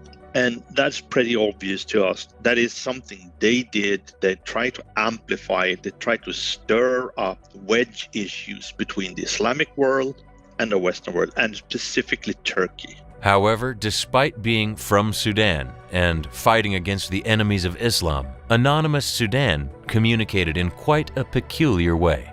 Their posts were only in English and Russian, and they instantly got picked up by prominent Russian hacktivist groups such as Killnet, who took it upon themselves to promote this newcomer. The newcomer instantly responded by endorsing the Russian government and vowing to fight alongside it because it is helping Sudan. This may sound implausible until you consider that in the current Sudanese civil war, Russia actually arms and supports both sides of the conflict. So at least they're not wrong. But this is not how things tend to work in the region. There is a whole ecosystem of Muslim hacktivist groups, some of them pro-government and others anti-government, some of them more radical and others less so, all of them interconnected in various complex ways. And Anonymous Sudan just doesn't fit into that picture. And they fit even less into the framework of Anonymous, who not only disavowed them, but conducted operations to strike down the infrastructure Anonymous Sudan uses. When Anonymous started from the beginnings, their motto or what guided them was basically anti-establishment movement, and Anonymous Sudanese are clearly affiliated with Russian government. So we can be pretty sure Anonymous Sudan has nothing to do with Anonymous. What comes next is pretty interesting. So ever since being created in early 2023, Anonymous Sudan exclusively attacked the countries that are at odds with Russia. And many people who analyze their activities draw the line at this. But this does not prove they're from Russia. We need stronger evidence to allege that. Do we have it? Well, we do. These attacks were organized exclusively in collaboration with Russian hacker groups, and they never even tried interfering with Sudan's internal affairs. They were communicating in Russian. Their social media page was created in Russia. If you looked at the Telegram records, they were basically mostly amplifying other Russian hacktivist groups. The media was still sometimes referring to them as a religious hacktivist group, so the cover worked. At least until cybersecurity researchers started looking into their activity, and then just saying you're from Sudan was no longer enough. And what happened since then is that as we in TrueSec and other cybersecurity researchers pointed out that, hey, they claim from the Sudan, but they only communicate in Russian. And so they have changed their MO. They started to go back and delete their old posts, and suddenly they find someone who can start posting in Arabic and so on. First, they had a guy who speaks Arabic, but it was a pretty, the kind of Arabic you learn in school. So, and then we pointed that out. And then suddenly they found someone who actually can speak Arabic with a Sudanese dialect. So it is quite apparent that Anonymous Sudan is neither anonymous nor Sudanese. But who precisely are they? To uncover that, we have to look into how the group operates. So the main method of attack for Anonymous Sudan are DDoS attacks, or distributed denial of service attacks, and they're quite easy to understand. The main idea is this: whenever you want to visit a web page, your device sends a request to a server where that web page is stored, and the server shows you the web page. But if there are too many requests, the server might get overloaded, which is an easy thing to exploit. All a hacker has to do is send a lot of requests to a server. Huge amount of requests. You fill up the memory, and basically any new requests from legitimate users are then blocked and you don't see the website. Does that do any actual damage to the server? Nope. To the website? Nope. Does that hit the headlines? Yes, because the website is unreachable. But large companies tend to invest a lot into protection from DDoS attacks and can fend them off pretty effectively. So the latest generation of hacker groups does something a bit more sophisticated. Traditional DDoS attacks mostly consists of botnets, IoT devices infected by bots like the Mirai bot to create these mass SYN attacks, so-called volumetric attacks, or layer 3, layer 4 attacks. Recently, more and more, the most qualified DDoS attacks are those that comes from so-called HTTP-based attack. And that is someone rents a number of VPSs in some company that doesn't ask too much, and then use them to generate lots of HTTP-based traffic, malformed traffic that generates fewer calls, but because they are HTTP-based, they can actually jam even better than the volumetric because they're harder to filter out. While such attacks are scarier and can bring down a web page for longer, it is often possible to single out where the attack came from, at least if the IP addresses have been tied to a particular company that supplied them.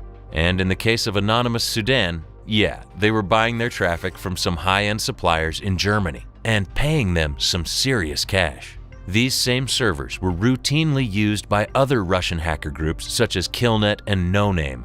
And yes, they were the same ones the real Anonymous attacked in their counterattack against the imposters. Since then, the group moved on to other services. And from the fact that it increased its volume of attacks significantly, we can assume that its spending also had to increase a lot. So yeah, they're not the scrubby guys with slow internet connection, that's for sure. But where do they get their income?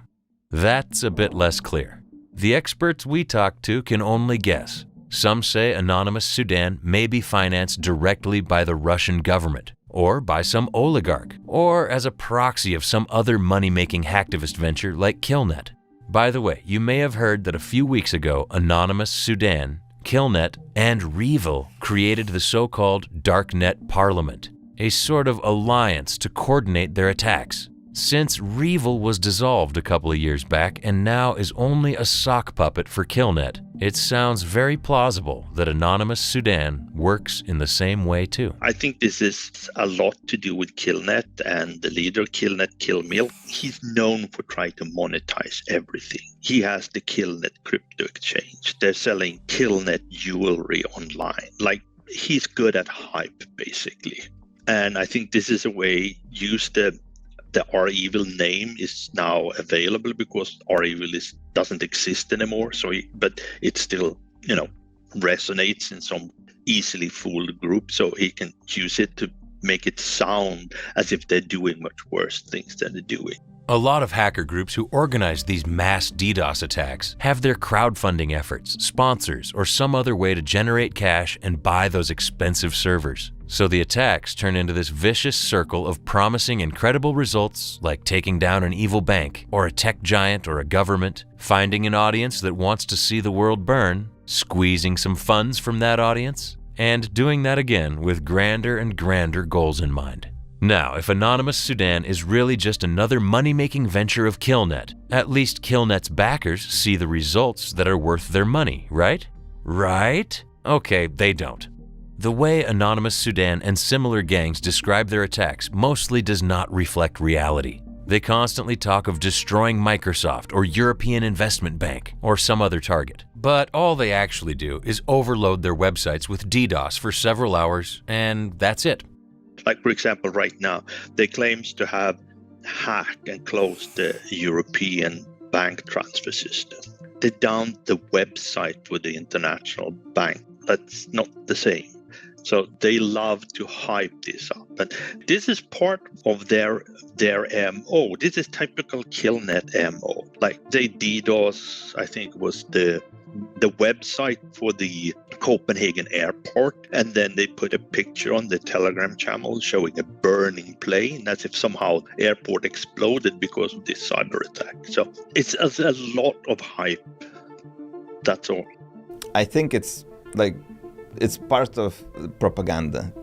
Not a lot of people know when media writes that there's been a cyber attack. A cyber attack is a cyber attack, and an attack is an attack. It doesn't do actual damage. It's just clout.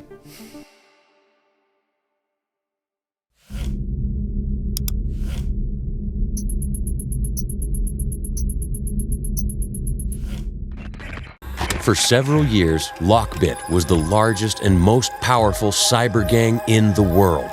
It attacked thousands of people, breaking into their computers, encrypting their data, and demanding ransom. And the gang wasn't even doing that itself. It automated and outsourced the process, revolutionizing the market and leaving rival gangs in the dust. But then, something went wrong. And not because the gang was unsuccessful, it's because it had too much success. So, here's the story of Lockbit, a criminal organization like no other. Around 2 years ago, a man went undercover and infiltrated Lockbit. He became the only person to witness its secrets from inside and report them. That man is John DiMaggio. I got to know them over time and use fake personas and accounts. We've had everything from, water cooler talk to, stuff about their operation. I've actually had affiliates tell me about attacks before they happen. The attacks John talks about are called ransomware attacks. They are Lockbit's specialty. The gang infects their victims' computers with malware that encrypts all the data, turning the device useless. And then the gang demands ransom. Basically, it's like infecting someone with an illness and selling the cure. Many gangs did that before, but from the beginning, Lockbit had an edge. It wasn't just a collection of petty criminals. It's run like a business, not a criminal operation for the most part. And I think that's why they've had success with drawing in other criminals, is because, they always want to talk about, hey, what do you want to see next? What services can we provide? Lockbit copied business strategies of legitimate companies. For example, they announced a bug bounty program, which promised a reward for finding weaknesses in their software, just like a real company would. At the same time, Lockbit did not shy from copying other cyber gangs. That's how it adapted a model called ransomware as a service. Instead of attacking the victims themselves, the gang's members would lease the malicious software to affiliates, other cybercriminals with less skills but more time to spare. And even here, Lockbit would innovate. Prior to Lockbit, all the ransomware gangs, the way that the ransomware as a service model worked is the ransomware provider, the gang, is who controlled the financial aspect of it, and then they would pay the affiliate. And you were finding the core gangs started ripping off their partners, and so you had all these hackers that weren't getting paid. So what Lockbit did was you go take the money, you just pay me my 20%. Lockbit treated their affiliates as clients and their hacking tool as a product. The better and easier a product is to use, the more clients you have. The more clients you have, the higher is your revenue. And it worked wonders for them. And that's because the leader of Lockbit is not going to be known for being a hacker. The leader of Lockbit is going to be known for being a strong businessman. And that is, like I said, it's unfortunate, but that is the recipe that brought them success. Over the years, they've polished and perfected their product, adding more and more features. By 2022, when the third version came along, the functionality was off the charts. Would you like your malware to self-destruct after a certain time? Infect other disks? Change the victim's wallpaper? There are options for that.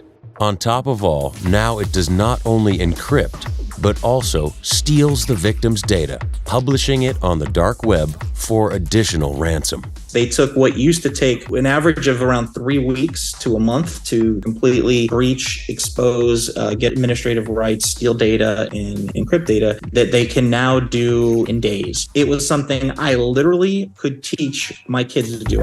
For a while, Lockbit were flying high. They became the largest and most powerful malware gang out there, surpassing any competitor by a wide margin. But then, cracks began showing up. Remember the bug bounty program Lockbit implemented? Well, the 3.0 had a major bug. The developer who created Lockbit 3.0, he was the same developer that was behind DarkSide, who did the Colonial Pipeline hack, and Black Matter ransomware. So he used a lot of the source code he'd already developed to create this. Because of that, there also carried over a vulnerability in that was found in Black Matter, and somebody figured that out.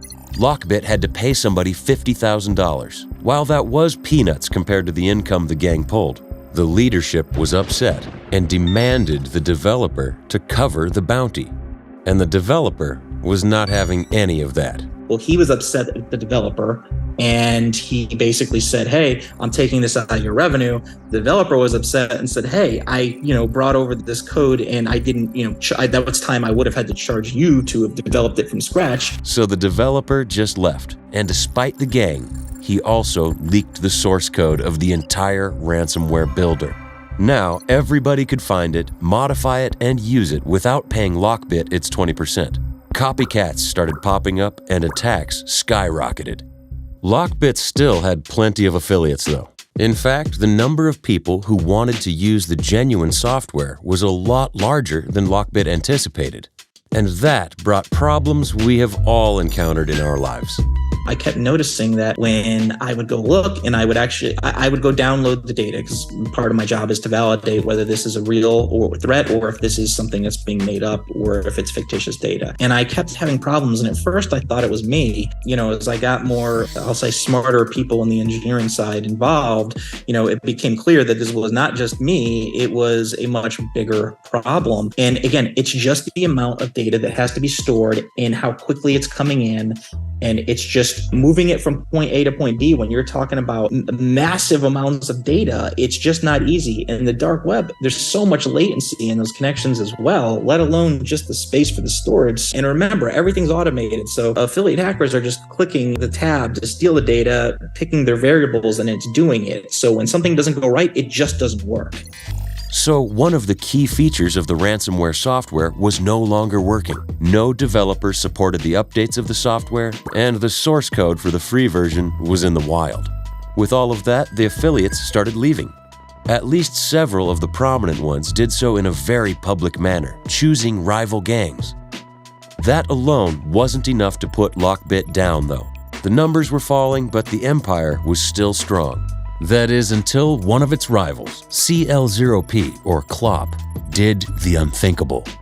With this one hack, Clop left Lockbit in the dust, surpassing its victim count almost twofold, earning millions and pulling one of the largest cyber attacks in recent decades. And that's the state of Lockbit today. Competition, betrayal, leaks, and storage problems. Taken separately, those troubles weren't too serious, but combined, they brought the gang to the brink.